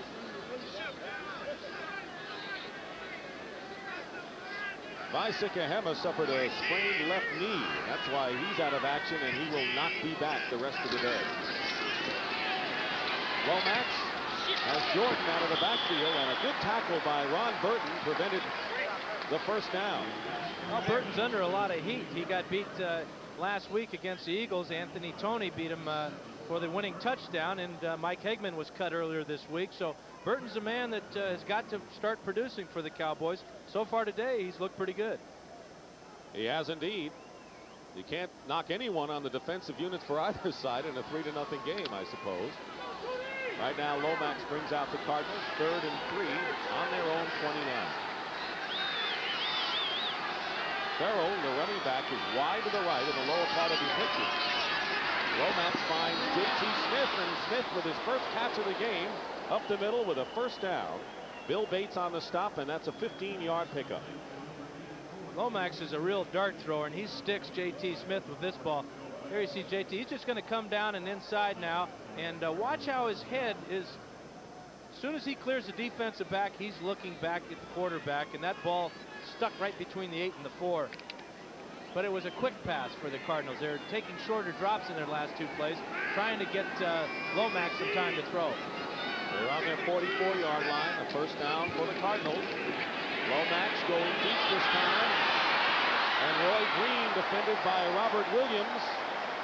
Williams has done a terrific job staying with the fleet-footed Roy Green all afternoon. This guy is really impressing me, Dick, because this is the hardest thing for a defensive back to do, is make a play on a long pass. This ball is underthrown by Lomax, but Williams is right in his hip pocket. In fact, Everson Walls has a nickname for Robert Williams. He calls him the Pit Bull because when he runs, he's so low to the ground and he just sticks right on the receiver. I'm sure I'd like that nickname if you want to know the truth. Well, maybe he ought to be playing in Cleveland with that nickname. So far, he's blanked Roy Green. He hasn't caught a pass today, has Green. 2nd and 10 on the 44. Tony Jordan with Farrell blocking. Runs into a brick wall at the 46. And a fine defensive play that time by Eugene Lockhart. Now for an NFL Today report, here's Brent Musburger. Brent?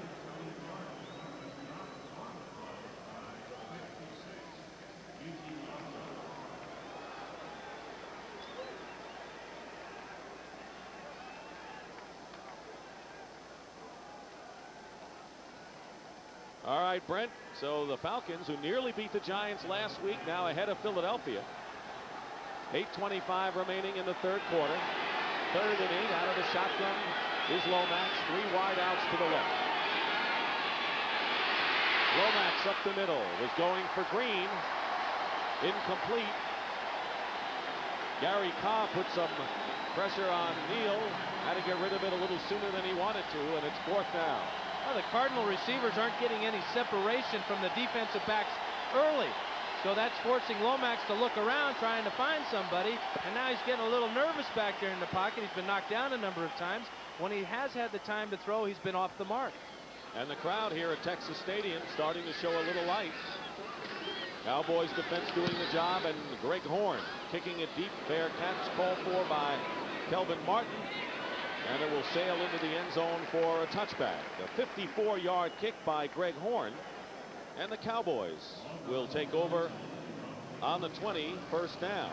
Want to remind you, coming up the second half of our CBS doubleheader, it's a dandy, the Minnesota Vikings, who went into this afternoon's action trailing the Bears against the 49ers, who found themselves in 3rd place in the NFC West. I know those San Francisco fans aren't really looking forward to seeing Anthony Carter again after what he did to them last year in the playoffs. Minnesota looking to get closer to the Chicago Bears, who are locked in a tough fight, trailing the New England Patriots. 49ers have a tough assignment. They've got to hurdle 2 teams, the Saints and the Rams. Coming up next on CBS.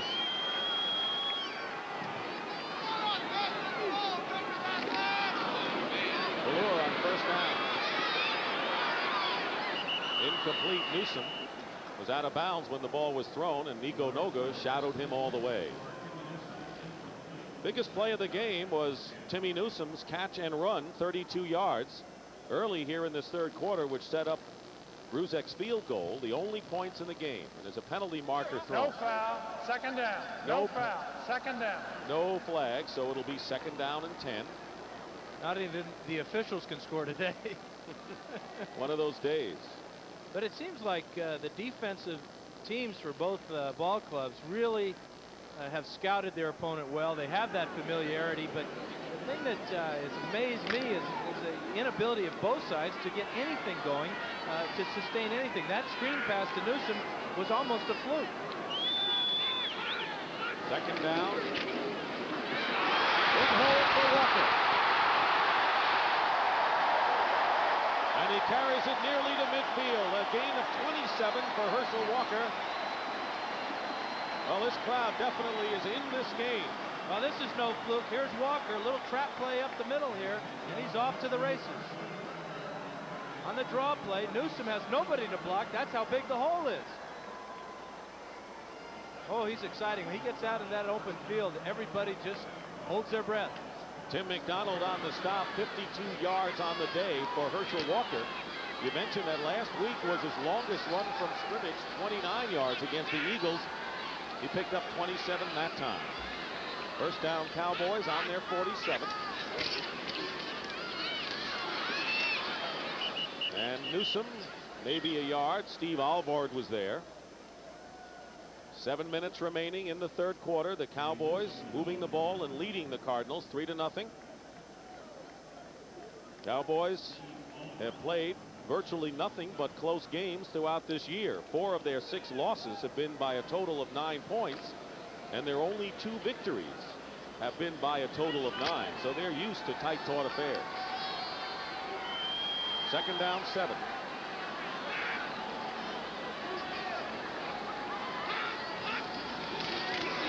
Here comes the safety blitz, and Pelluer gets rid of it. And Alexander makes the catch, and he'll go all the way to score. Touchdown, Dallas. No flag.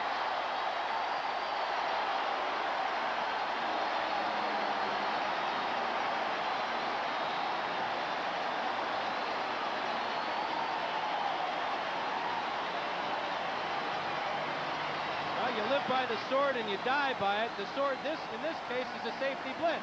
Watch Lonnie Young. He's coming on the blitz.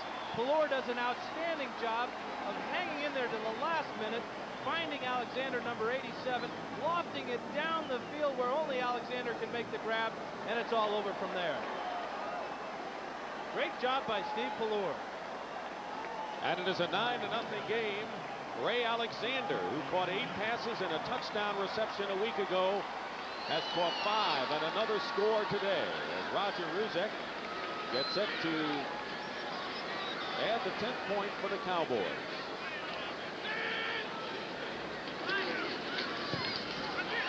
Kick is good. 10-0. They're going to love Tom Landry and Steve Pelluer if they go on and hold the game. That's how fans and critics are, right?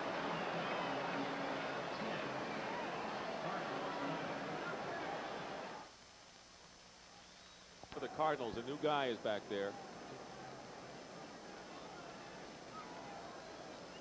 So the Dallas Cowboys have stretched their lead to 10-0 over the Phoenix Cardinals. There's the scoring drive and a big 50-yard pass to Alexander. Herschel Walker ran 27 yards to really put the Cowboys in business. Going back deep for the Cardinals is Ernie Jones. He is the 3rd man back there. Bai Sikahema is out with a sprained knee. So Jones is back, and Roger Ruzek will kick off for Dallas. What Jones and Schillinger have done is they've switched positions here. Stallings obviously wants some more speed out of his return man. 6:22 remaining, third quarter.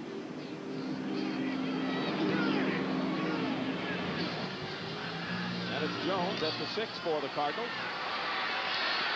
Gets tripped up and dives forward to the 25.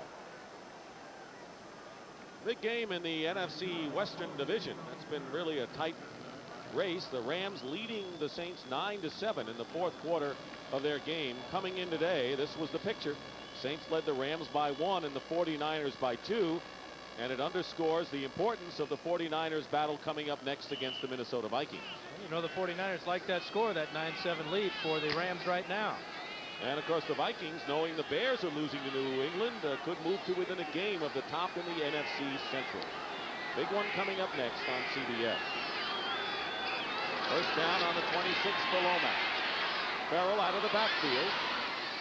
Farrell close to first down yardage is brought down by Eugene Lockhart. When I talked with Neil Lomax last night, he said that he's never seen a Dallas football team so down. This whole year has been a very tough one on the Cowboys, and it's really been a surprise to Neil. He said his worst fear today was that if they didn't score early, didn't break the spirit of the Cowboys, that it would be a very difficult ball game. Well, I got news for you, Neil. You're in one ball game now. How prophetic. 2nd and 1. Let's see whether Lance Smith drew the Cowboys offside. If so, that'll bring up a 2nd and 6 for the Cardinals. Ball start, offense. That's Number the call. 61. For a quarterback, that's going to be awfully tough facing a 2nd and 1, which is a golden chance. Well, the 2nd and 1 is always the quarterback's dream, going all the way back to when Bart Starr used to fake the ball to Jimmy Taylor and throw it up over the top to Max McGee. They invented the long touchdown pass in that situation. Now you're in a situation where it's 2nd and 6. You've wasted that first down gain of 9 yards, and you're back into a situation that favors the defense. So the Cardinals are very definitely on the spot here. They have lost 2 in a row, and they've got a very tough group of games coming up in their schedule. Here's Farrell. Farrell gets about almost the 5 yards back on that play. That'll create a 3rd and long 1. Danny Noonan on the stop. There's the clock remaining in the 3rd quarter. Next to Tom Landry is actor David Keith, who has been a long-time Dallas Cowboy fan, always on the sideline. Looks like he's on the staff today, Dan. Looks like he can't get a job either. I mean, with no roles coming your way, David? An officer and a gentleman, of course, one of his fine roles. And he does a heck of a job with Elvis, too. I never saw that one. 3rd and 1 for the Cardinals on their own 35. Farrell has the first down and breaks one. It's a foot race with Walls. And Everson Walls catches up with Farrell, but not before the Cardinal fullback burst forward for 47 big yards, and the Cardinals threatened to score. This is an outstanding job by the center of the line. Watch these 3 guys clear a hole for Farrell to get through, and then he shows this tremendous speed, cuts back, finds the hole, and now it's a foot race between him and Everson Walls. And Walls, got to give him a lot of credit. He spotted Farrell about 5 yards and ran him down. Earl Farrell now has gained 88 yards on the day. First down for the Cardinals on the Cowboy 18. Ron Wolfley joins Tony Jordan in the backfield. Jordan and Robert Williams knocks him out of bounds. Gary Cobb also in on the play. Not to go unnoticed, Dan, is Robert Williams' hustle on that last play. Even though it was Walls chasing Farrell, Williams never gave up on the play and trailed it, and he's shown tremendous hustle this afternoon. And he might be shaken up on the sidelines right now, and if that is the case, the Cowboys will be down to their 3rd cornerback. Manny Hendricks will have to come in and play there. Ron Francis was shaken up earlier, out of the game, and now you see Robert Williams. He might just be resting a little bit after having to chase Farrell down the field. I know that he was in on that tackle there. He's probably, I guarantee you, he'll be back. Here he is, number 23, and he's trying to take on a pretty big man here in Tony Jordan. Let's see what happens. Trying to punish him, too, trying to go a little high, and now he gets the whole pile right on top of him. This is the deepest penetration for the Cardinals today, and Williams appears to be all right, but he comes out of the game. And Manny Hendricks, the former hoopster out of the University of Utah, replaces him at cornerback. That's interesting that they had to stop the clock for the injury, even though the player was not on the playing field. The referees felt that he was too close to the field in order to run a play. That's why Edwards has to go out, or Williams has to go out. 2nd and 8 on the 16 for the Cardinals, who still trail 10-0. Jordan off the right side. Gets a yard, that's all. Ron Burton pursuing on the play. Cowboys are really showing some good pursuit. They got burned by the quick opener up the middle, but the last 2 plays the Cardinals have tried to go wide, and that's very difficult to do against the Cowboys because they play their safeties so close to the line of scrimmage that they have very short distance to go to make a play on a wide sweep like that. See the difference in the offenses in the second half of the game, Dallas in particular.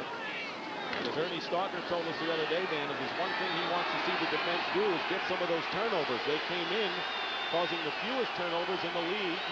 They have none today. 3rd and 7. Lomax is going for Ernie Jones off the fingertips. 4th down coming up.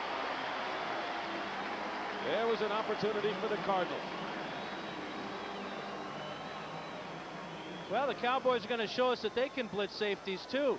Watch this man right here. That's Bill Bates. He's going to come after Lomax. And Ernie Jones, he just doesn't make this grab. This would have been a touchdown, or darn close if he had made it. Lomax, and he knows that if he got the ball on the money, it would have been a touchdown. So the Cardinals have to settle for 3, and here is Del Greco. 32-yard attempt. Stout will hold. And the kick is good. And the Cardinals finally score with 2:38 remaining in the 3rd quarter. That was not a real good snap either, but Phoenix gets 3.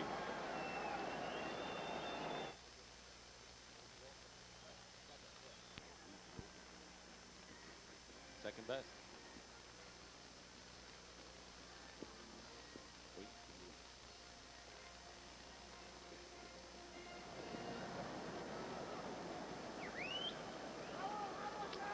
Let's bring you up to date on our story here. The Cardinals leading here 10-3, and they're on the board as a result of a 32-yard field goal by Al Del Greco, trying to hang in the NFC East battle, and we'll tell you exactly what everyone is doing in what has been the tightest division race of all. Del Greco kicking. Darryl Clack and Cornell Burbage is back, and it's going to go to Burbage at the 7-yard line. Burbage is down just shy of the 30-yard line, and making the stop was Lonnie Young. So we're here. It's 10-3 in favor of Dallas. Elsewhere in the NFC East, the Philadelphia Eagles trail the Atlanta Falcons 20-10 in the 3rd quarter. Standings coming into this game: Redskins and Giants tied for 1st. Phoenix and Philadelphia game behind. And what Redskins and the Giants will play later. The Skins have got Houston, and the Giants will play Detroit. Dallas bringing up the rear, trying to win its 3rd game. First down, Herschel Walker is brought down himself by Freddie Joe Nunn for a loss on the play.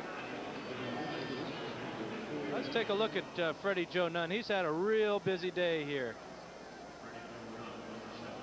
Again, the Cowboys are trying to run it to the right side, and Freddie Joe is just, he beats Crawford Kerr to the punch and gets in and makes the tackle. Important for the Cowboys to not let the Cardinals get back in this game. They've got to make a couple of first downs and now play more of a field position type of game. Rod Sadler is moved to right tackle. David Galloway is the right end. The Cardinals have used that alignment several times today. 2nd down and 12. Pelluer. Tim McDonald nearly picked that one off.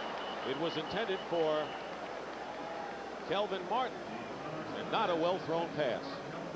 Well, this is McDonald's 2nd chance at an interception. Pelluer kind of throws a wounded Mallard in here. This ball is breaking down into the outside.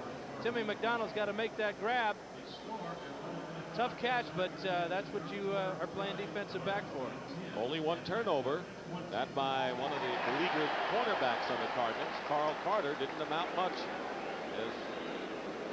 The reason I said Mallard is because my University of Oregon Ducks took it on the chin yesterday. Boy, dying quail time, but they've had a great year. Now you're mixing your birds. I've done that on occasion. 3rd and 12, pressure on Pelluer. And he was going for Martin. Pass was short. Now that was a wounded quail. That one came out, looked like it came out the backside of his hand, and a real drop. Maybe threw it with a split finger that time. He had that man wide open, Martin on the sidelines, and came up short. Very unusual for Pelluer. He's a fine thrower. Mike Saxon will kick for the 7th time today. And J.T. Smith becomes the 4th return man used by the Cardinals. JT went to the Pro Bowl a couple years ago returning punts, so he's very good at it. Good kick by Saxon, a beauty. And Smith at the 26. Doesn't get much. Garth Jacks was downfield in a hurry. A 47-yard kick with 1:28 remaining in the third quarter. We were scoreless at halftime. Gruzek put the Cowboys in front with a field goal. That's where we are. Stallings.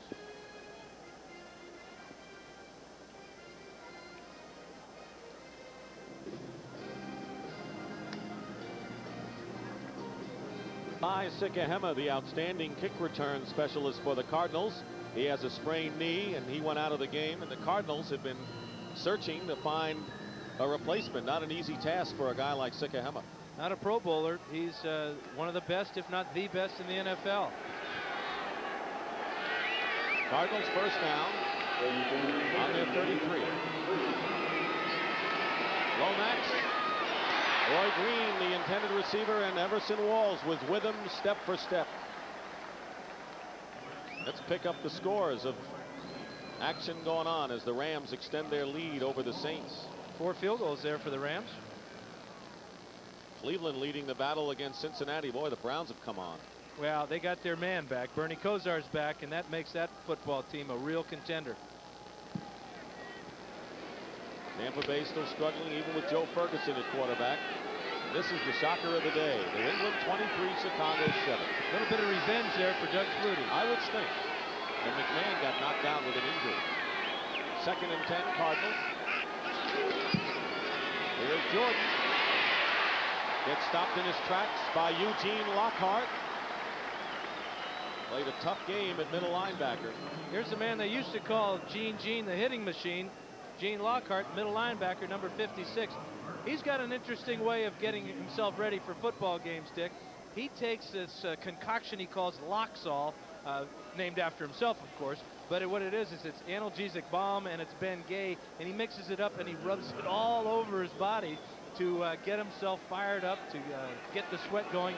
But more important than anything, it gets him mad. He has to stand there in that smell. Oh, he must be dying in that heat, that stuff. He's not going to have a lot of friends on the sidelines either. 3rd and 9 for the Cardinals. The 4-0 defense in there for Dallas. Lomax getting pressure from Whalen, and down he goes. A big loss on the play. That's the 4th sack of the game by the Cowboys, and the 2nd by Mark Whalen, second-year player out of UCLA, who fills in for Brooks today. Well, I got to question the play calling on the 2 previous plays. They had first down in decent field position. They ran the ball twice for no gain. They put their quarterback, who has absolutely no mobility, in an obvious pass situation. If the Cowboys are good at anything on defense, it's playing those obvious pass defenses. Greg Horn will kick. 8th time booting it today, and Kelvin Martin goes back for the Cowboys. Clock running. This getting awfully close to the end of the third quarter. Martin at the 28 is down with 4 seconds remaining in the third quarter. Ron Wolfley on the stop.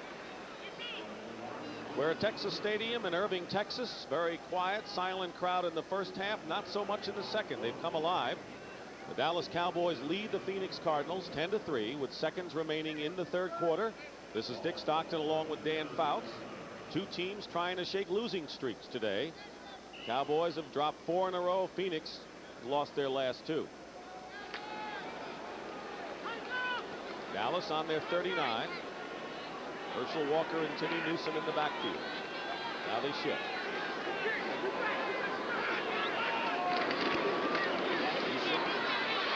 Pitch. Close to first down yardage, picked up maybe 8 or 9 yards. McDonald and Hundley on the stop. That's the end of the third quarter. The Cowboys lead the Cardinals. We now pause for a word from your local station.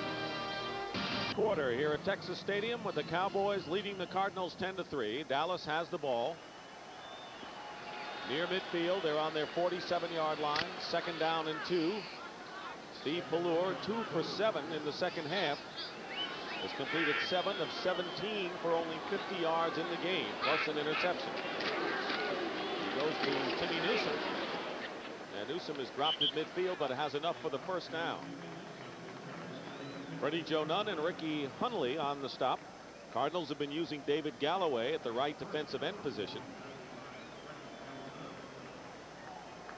Newsom's getting to carry the ball a little bit now. What the Cowboys have done the last couple of plays, that they've taken Herschel Walker out of the backfield, split him out wide to occupy one of the safeties of the Cardinals.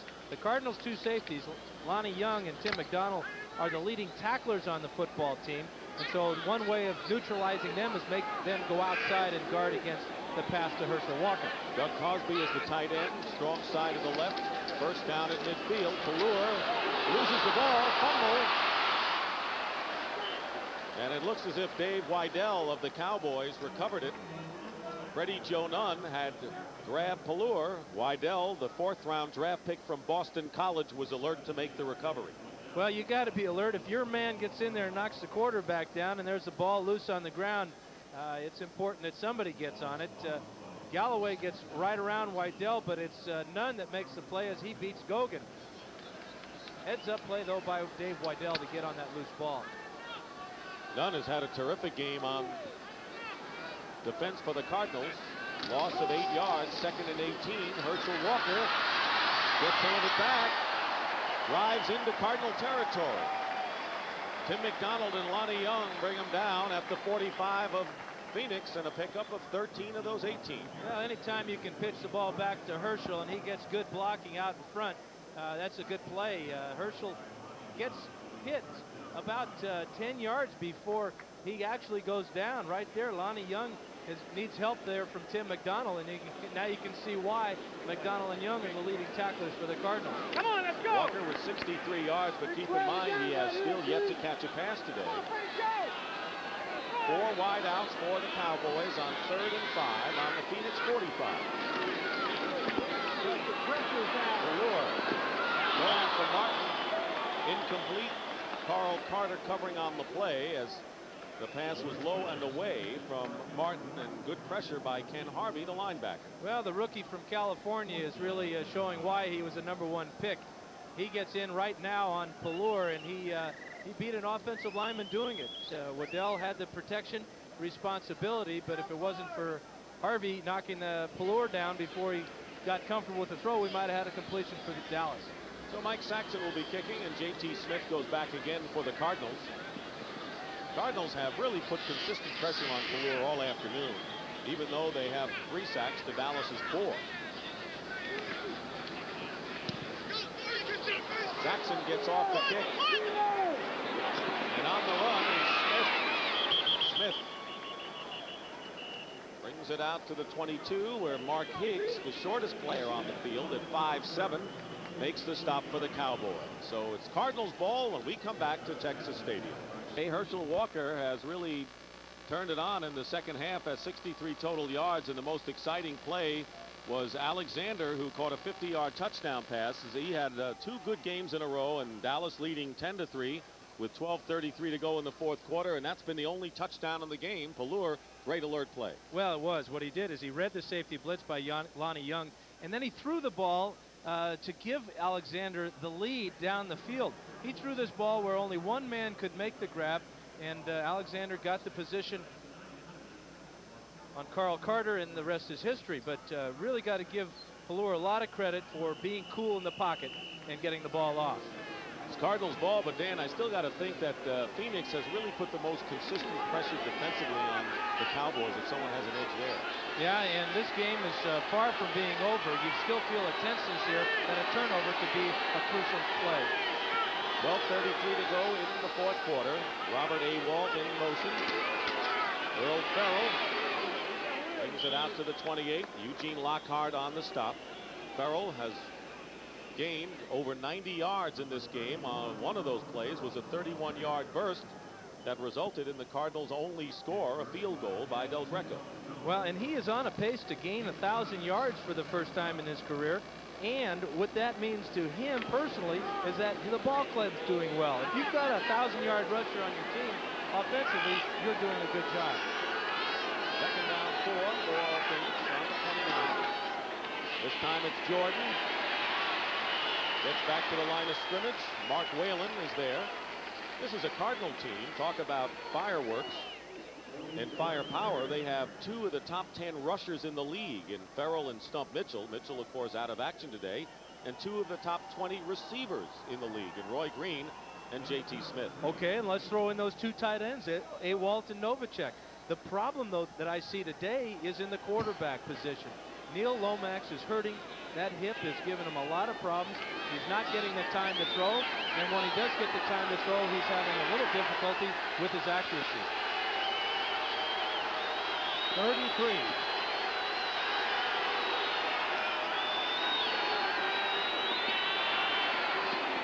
Ferrell. First down and more.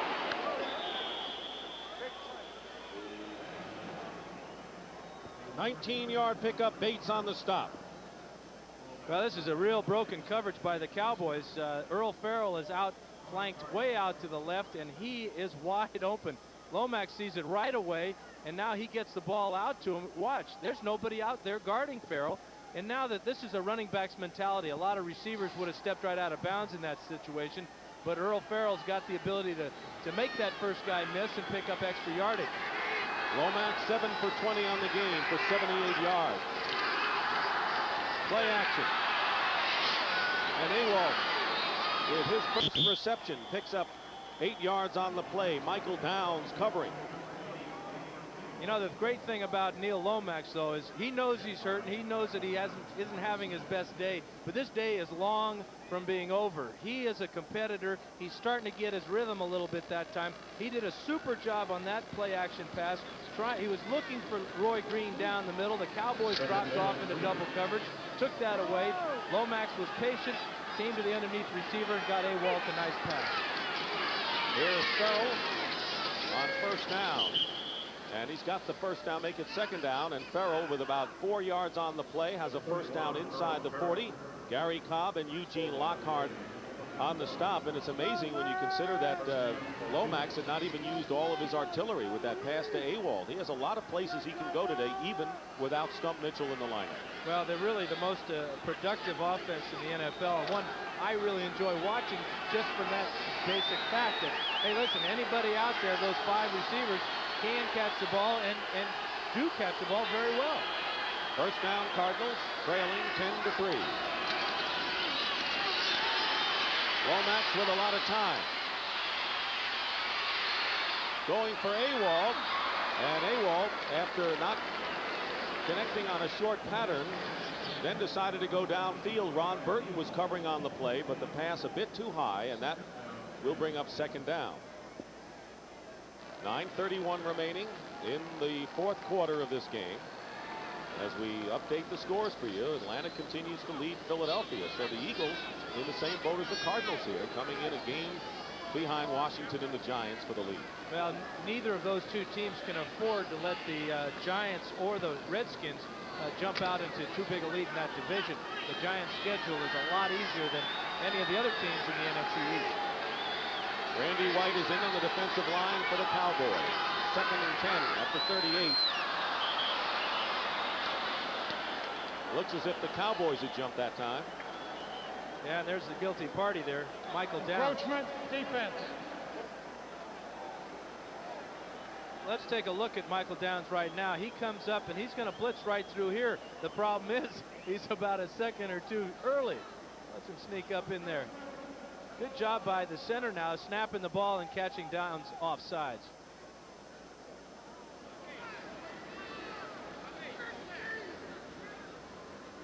It'll be 2nd down and 5. That's a crucial mistake for the Cowboys at this point of the game, because the Cardinals have got some momentum going. They're feeling better about what they're trying to do. Lomax is really getting some good protection, and if he can get the ball to Earl Farrell, he knows that Farrell's going to get him the necessary yardage. 2nd and 5 on the 33 of Dallas. On the draw, Farrell is stopped by Jeffcoat.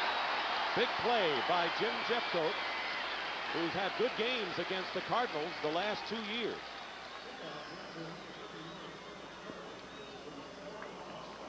Clock winding down to 9 minutes remaining in the 4th quarter. Cowboys lead at 10-3. We were scoreless at the half.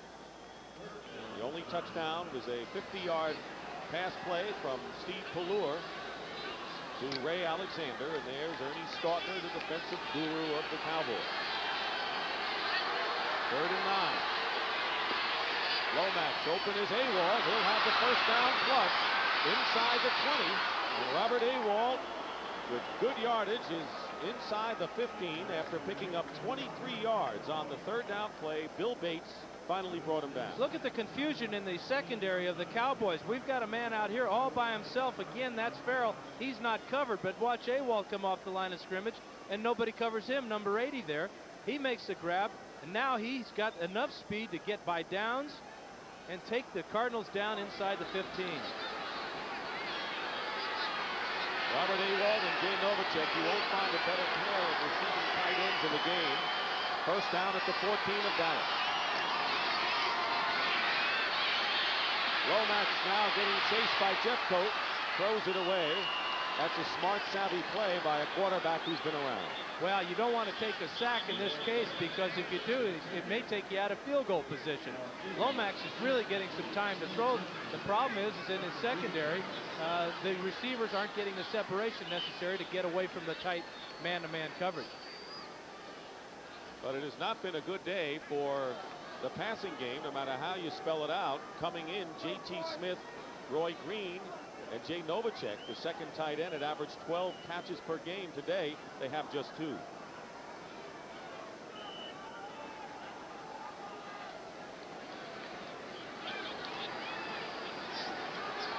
Cardinals had to do better than the 2 yards they amassed in passing yardage in the first half. Face a 2nd and 10 on the Dallas 14. Lomax up the middle, off the hands of Smith. He was there, and rarely does he not catch one of those. Well, this is the second ball he's dropped over the middle today. This is a bullet by Lomax. Watch this side here. There is J.T. Smith coming into the picture. This is a perfect pass. He makes that catch. We got a tie ball game. He had beaten Everson Walls. That'll bring up a 3rd down and 10. The Cardinals are in field goal range, but trail by 7 points with just under 8 minutes to go. Both teams have really struggled in the finer points of this game. The finer point being trying to complete a pass. And they both have struggled inside the 20. Nothing new for Dallas. 3rd down, Lomax. Farrell makes a great catch and a touchdown. And the Cardinals come within a point. A 14-yard play, and Earl Farrell has great hands. Showed it there. Well, we're going to see again a safety blitz by a defensive football team, and again it's going to turn into a touchdown. Downs comes up the middle, Albritton from the outside. There's nobody to guard Earl Farrell. This is an outstanding catch, and I know that Neal, when he let it go, was hoping that it just gets there, because if it does, he's got himself 6 points. Makes it 10-9 now in favor of the Cowboys. What a weapon Earl Farrell is. We talk a lot about Herschel Walker being a great receiver and a great runner. Let's give Earl Farrell some credit too. Al Del Greco. He has yet to miss this year in the conversions department, and this kick is up and good. So with 7:53 remaining, Farrell with the big play, and the Cardinals have come back to tie it up.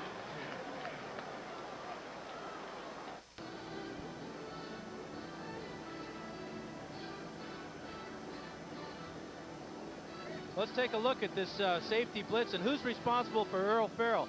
This is Garth Jacks here. Here's Downs. He's going to come on the blitz. Here's Albritton. Farrell comes out of the backfield and makes a super catch. But watch Garth Jacks here. He's got the responsibility. Oops, there he goes. Watch the grab right around the kneecaps into the end zone for the touchdown.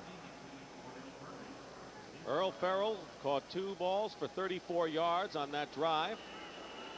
As the Cardinals have tied it up, he's also gained 95 yards on the ground today. Al Del Greco kicking off deep.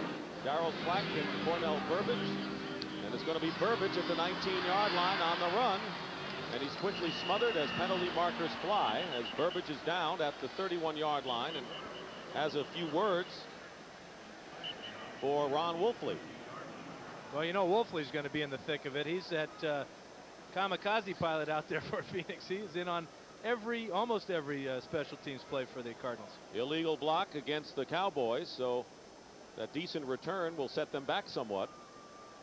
Well, they got a short kickoff, which was a plus for the Cowboys, and then a nice little return. But again, this is a symptom of a team that's 2-6 and going nowhere. They make the crucial mistake at the worst possible time. Illegal block above the waist, 65 receiving team. During the return, first down. Bob White.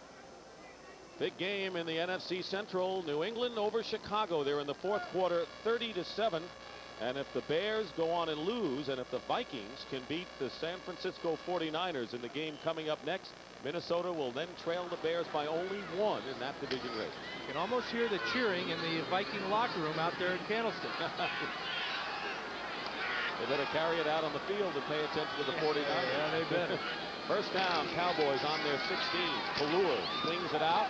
Caught by Thornton Chandler, who was out for a while, was shaken up.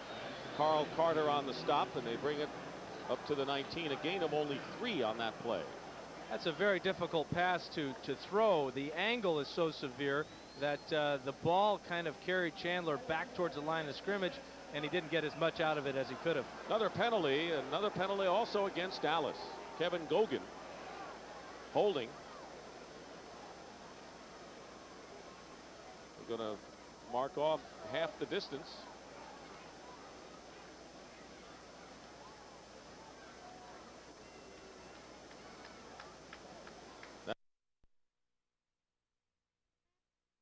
Barrels his way out to the 23. Good gain by Walker. Tim McDonald brings him down, but not before Herschel picks up 14 yards. What a tremendous threat Herschel Walker is. This is that's a simple play right up the gut, coming right at us here. And he has more explosive power than any running back in the league. Tim McDonald, that's his 9th tackle of the day. He's had a busy afternoon.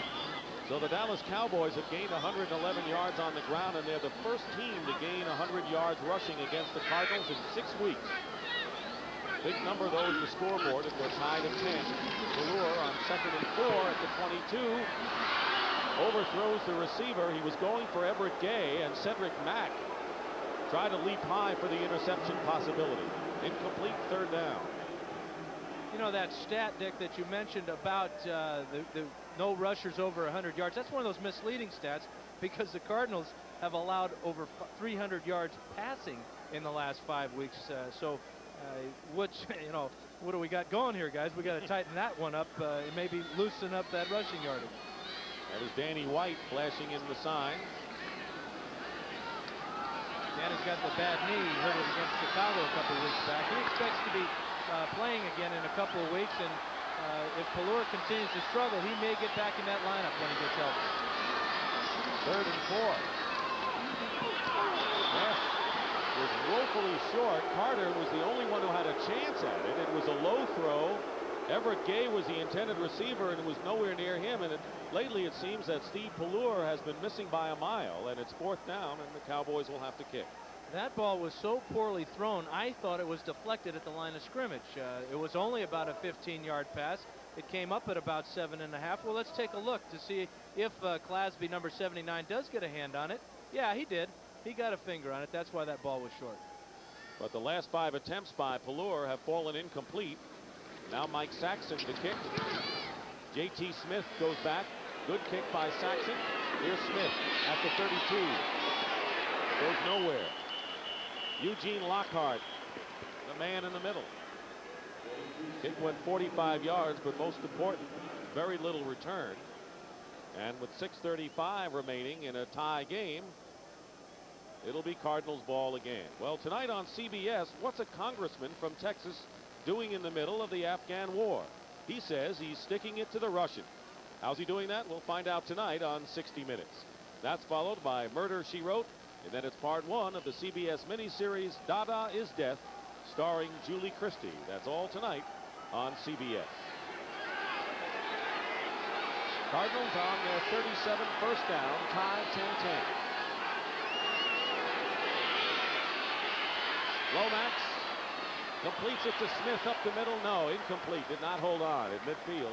Robert Williams was shadowing him all the way. Yeah, guess who? Robert Williams again with the close coverage on a Cardinal wide receiver. He's had an outstanding afternoon for the Cowboys. It's really important now for the Cardinals to move the ball down the field, probably about 30 yards or so to get the field goal. They've got to take some time off the clock. There's 6.5 minutes to go. Every incomplete pass down the field really makes it difficult. 2nd and 10 at the 37. Lomax up top to Smith. And he let him a little bit too much. Double covered on the play. Will bring up 3rd down. Downs and Walls were there. Again, the incomplete pass stops the clock, and it puts the Cardinals in a 3rd and long situation where they got to throw it again. They're not having much success throwing the ball today. One place that they have had some success is giving the ball to Earl Farrell up the middle. So we can look for a pass now as they come in with their wide package. Even though we have plenty of time, really 6:25 to go, you're right. You don't chew up enough time. You let the Cowboys now get the ball, and they can establish something and use up the time and maybe get 3. So this could be a big play in this 4th quarter. 3rd and 10. Lomax. Green, he won't get the first down as Robert Williams had him in his grasp. And Templer's flare momentarily. Vince Albritton and Derek Kennard, the Cardinal center, but it'll be 4th down. That's the first catch of the game for Roy Green. And the poor thing that happened there for the Cardinals is that he did not have enough yardage for the first down with the catch. The Cardinals were relying on his running ability to make the catch and then run for the first down. Very difficult situation to put any receiver in. Well, a new NFL record about to be established, the 18th punt of the game, and Greg Horn gets off a bad one. It goes off the side of his foot, out of bounds, and will give the Cowboys good field position. I think Horn's leg may be tired. This was a terrible punt for him. He's been having an outstanding afternoon. This one was a shank. The old record was set way back in 1933 by the Bears and Packers and by Cincinnati and Pittsburgh. That was most punts by 2 teams, 31. That was the record.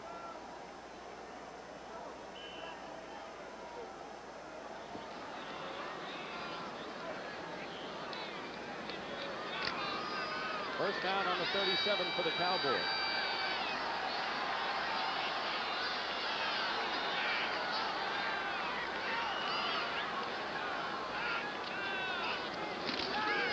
Walker up the middle. He was tripped up. He might have had a little more. Gets to the 43. Ricky Hunley. Then Tim McDonald put the seal on him. Picked up about 5 or so. Well, this is a situation where the Cowboys have struggled all year to end a ball game or end a half. Pelluer's had all types of trouble throwing interceptions in this situation and not moving his team down the field. They're in excellent field position right now. Would like to move it about 25 yards to get Ruzek into position to make the winning field goal. Winding down to 5 minutes remaining in the game in the 4th quarter anyway. 2nd down and 4. Walker fights for a second effort. May have first down yardage. David Galloway on the stop. We are getting a lot of contact, and you can see Bob McElwee and now the linesman moving in there. Tempers getting awfully short here, and was a scoreless first half, and we still have a tie game. We're at Texas Stadium in Irving, Texas. 4:52 remaining in the 4th quarter. Cardinals and the Cowboys 10-10. Both teams needing desperately to win this game. Each side has their full complement of 3 timeouts left. Cardinals looking to remain in contention. Cowboys in last place trying to get something going. It is a first down for the Cowboys and Walker. Well, last week Tom Landry took a lot of heat and a lot of criticism for not putting the ball in Herschel Walker's hands at the crucial situation of the game. Last 2 plays have been to Herschel. I think he's going to carry it quite a few more times here. The early telephone or newspaper ballot was against Tom Landry, but in the last couple of days, everyone seems to have flocked to Tom, and they realize that he is one of the great coaches in the game, and you have to have the material to win. First down on the 47. Bootleg by Pelluer. Cardinals smell it, and he's lost in the grass back to the 36 by Freddie Joe Nunn. That is the 4th sack of the game by the Cardinals and the 3rd by Nunn. Just as we said he's going to get the ball to Herschel Walker. Well, he fakes it to Herschel Walker, but now it's one of those bootlegs for Pelluer that really cost him a lot of trouble last week against the Eagles. Pelluer got called for intentional grounding that time. This time he hangs on to the ball and he takes a huge loss. 10-yard loss on the play. Freddie Joe Nunn with 21 sacks in 21 games since his switch from linebacker to defensive end. Brings up a 2nd down and 20 for the Cowboys.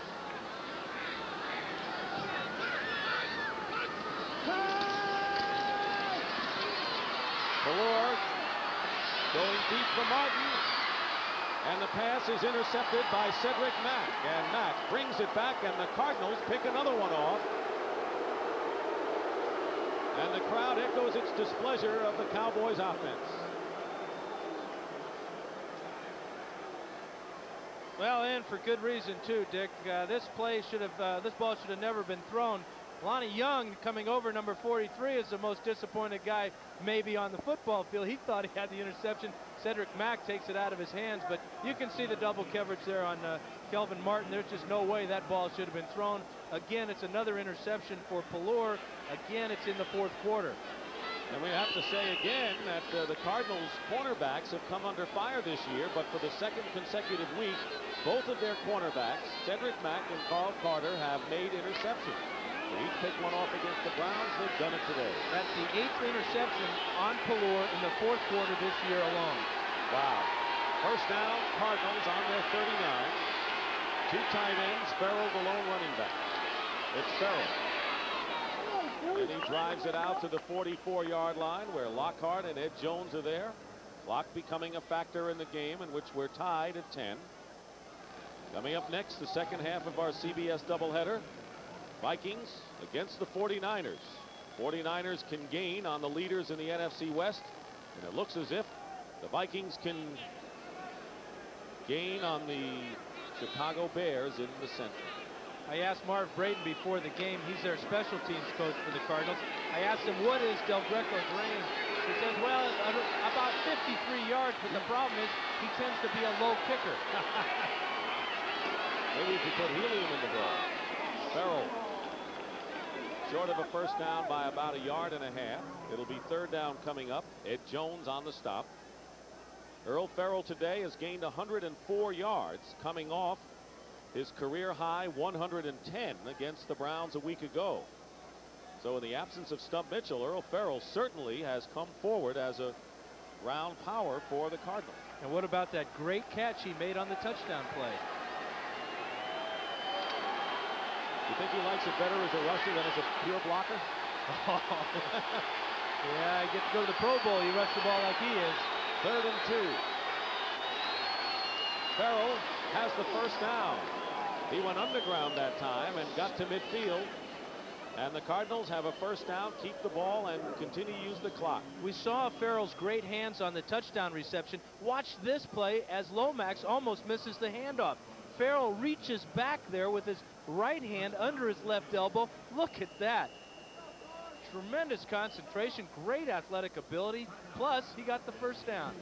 We have our 2-minute warning here. The Cardinals will have a first down when we come back to Texas Stadium.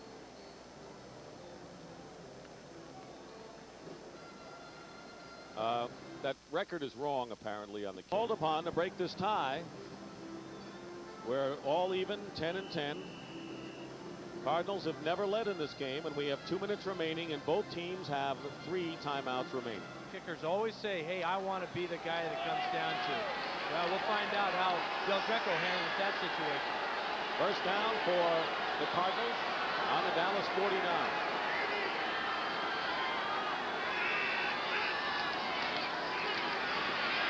Lomax has Awalt, and Awalt picks up about 4 yards. Bill Bates on the stop. Final score, the LA Rams have beaten the New Orleans Saints, breaking their 7-game winning streak.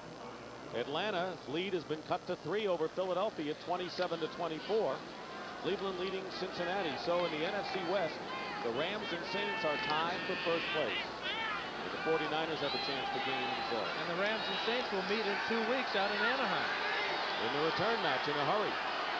2nd down and 6 on the Dallas 45. Lomax tipped up by Jones. Incomplete. The Cowboys had a chance to intercept it. Ron Burton and Mark Whalen both had shots. Well, let's take a look at this. Down under, they call this Australian rules football, where they bounce the ball on the ground and then everybody goes for it like crazy.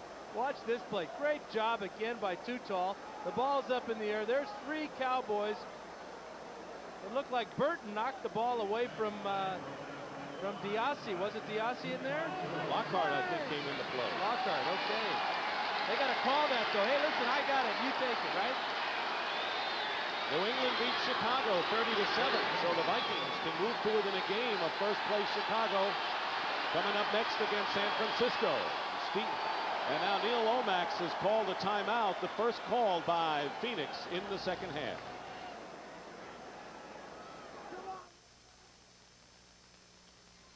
No reset. We don't have time. No reset. All right. Okay.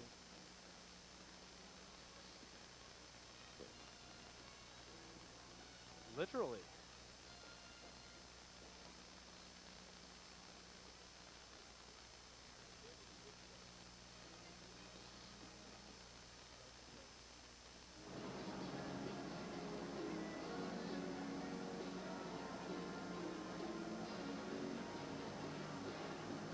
Minute 16 remain here at Texas Stadium, and the Cardinals have a 3rd down and 6 on the Dallas 45. Both teams have had a talk to their respective sidelines. Any thoughts, Dan? Well, one man we haven't heard from today from the Cardinals is Jay Novacek. He is an outstanding receiver from the tight end position. The Cardinals will come in with their wide package here. Actually, Wolfley's in the game to add some added pass protection. But, you know, you also might look for Earl Farrell. He's had a fantastic day himself. Novacek has caught 1 pass. 3rd down and 6.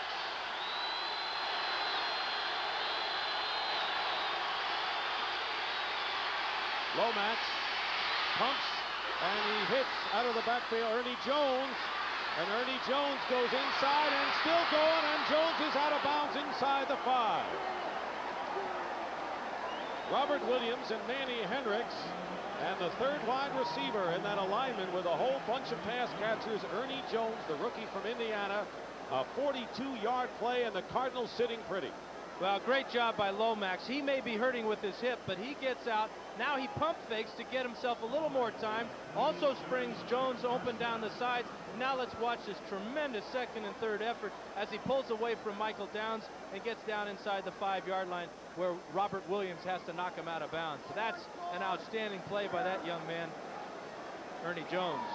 7th round pick out of Indiana. 1st and goal on the 3 for the Cardinals, trying to break the 10-10 tie. And Farrell, close to the goal line, is stopped short about a yard away by Noonan and Bates. Michael Downs seemingly had Ernie Jones in his grasp and missed the tackle, allowing the big play. And now the Cardinals have called their 2nd timeout. They have 1 left. This is where the Cardinals had a lot of difficulty in their very first game of the year against the Cincinnati Bengals, getting down inside the 5, inside the 2, where they tried to pound it across each time. They were stopped twice in that game, once in the first half on their very first possession, and then at the end of the game in a similar situation where they were trailing and needed a touchdown to win the game or send it into overtime. They were unsuccessful at that point too. So there's some real soul searching going on the sidelines for the Cardinals as to what play and what type of situation they want. Look at the problems the Cowboys have had under 2 minutes this year. They had leads and they lost it. A missed field goal against Pittsburgh. Interception against the Giants. The Saints with a late field goal by Anderson. His clock ran out. And then, of course, last week they were up 20-0. And the Eagles scored on the pass Cunningham to Anthony Toney. So they could be in for the same sort of misery today. By the way, the timeout was called by the Cowboys and not the Cardinals. 2nd and goal at the 1. Farrell is over for the touchdown.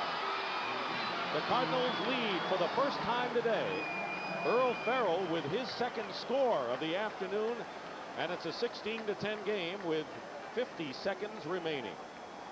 Well, this is Farrell's fifth rushing touchdown of the year. He puts all 240 pounds airborne, and he's not going to be denied there, as the Aussie does not get a square hit on him, and that allows Farrell to fall right on top of Derek Kennard for the soft landing for the touchdown.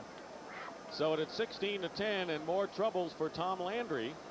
The big play was the 42-yard pass to Ernie Jones, which set up the score. And now Al Del Greco, with Cliff Stout holding, will try to add the 17th point. And the kick is no good. Off to the left. So Del Greco, it was deflected and missed, and Del Greco misses his first conversion of the season. So the Cardinals lead will be 16-10. Let's take a look and see who gets in on this one. We told you that Del Greco is a low kicker. This ball is a little bit low, right in the middle of the pile there. We'll take another look at it from this angle and see if we can give some credit to the guy that gets his hands up there. Just a low kick. Looked like Mark Whalen might have got it with his left hand. Well, the Cowboys need a touchdown and a conversion to pull it out.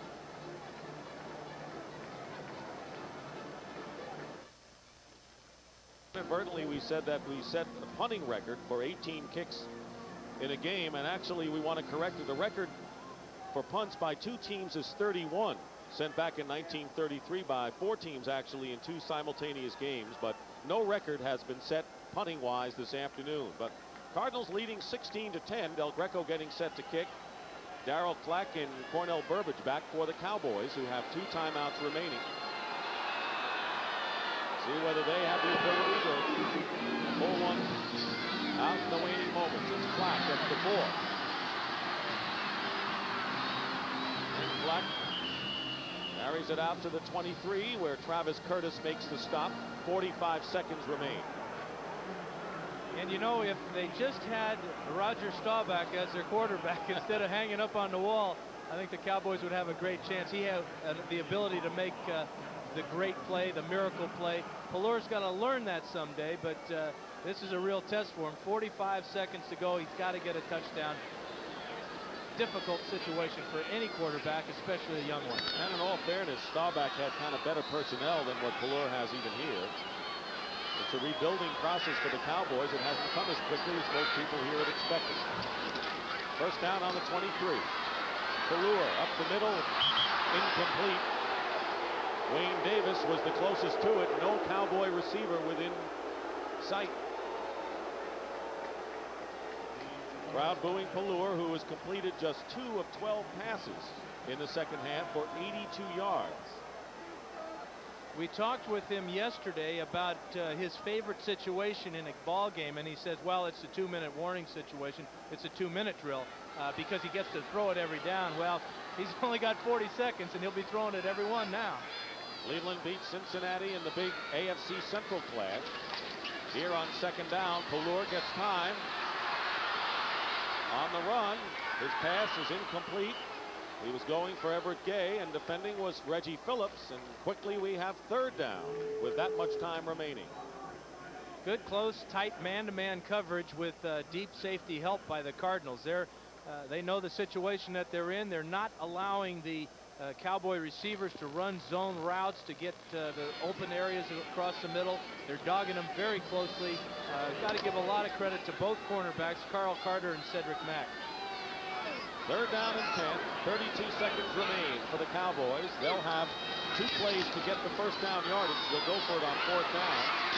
Pelluer running it out, and he'll be stopped short of the first down yardage and didn't get out of bounds. The clock continues to run. And now Dallas will call a timeout. Cowboys took a while in calling that timeout, and they are left with 1 with 19 seconds to go, and it's going to be a long haul for the Cowboys. They're a long shot right now. Well, we talked earlier about how difficult it is for a quarterback in 2 instances. One of them is inside the 20, where Pelluer has struggled this year, but also the 2-minute drill is very difficult. You really have to do it over and over and over again in game type of situations to get proficient at it. At that time, he was on the ground and tackled. He's got to bounce up right now and call timeout because he did not get out of bounds. He wasn't aware of that situation. Cost him some precious seconds off the clock. Let's see where we are in the NFC East race. The Redskins play tonight against Houston. The Giants go up next against Detroit. If Phoenix wins, they'll be 5-4 and very much in the hunt. The Eagles are trailing Atlanta 27-24 in the fourth quarter with 1:15 to play at Veterans Stadium. And you wonder if Randall Cunningham's got another miracle in his bag today. And he pulled that one out. How many times can he go to the well? Well, let's see what Pelluer does here. It's 4th down and 5. Cowboys hopes ride on this play, at least to continue it or not. Pelluer's pass up the middle, and it's incomplete. Intended for Everett Gay. Good coverage by Travis Curtis. And now the Cardinals will take over on downs, and that will be it here in Dallas. So the disappointment for Tom Landry extends for another week. And Dan, for the Cardinals, they have to feel awfully good about this game. They were scoreless at the half, playing without Stump Mitchell. Lomax not 100%. They trail 10-0 in the third quarter and come back and win it. They got very steady play from their defense. Earl Farrell made the great catch for the touchdown reception. Ernie Jones made the other big play on a tremendous catch and run. And the Cardinals, they're back in this NFC East race. They are. Interceptions by Mack and Carter. The corners made it. Nunn with 3 sacks, and Farrell with a great game. 111 yards and 2 touchdowns scored. So for Dan Fouts, I'm Dick Stockton saying so long from Texas Stadium. The final score, the Cardinals 6.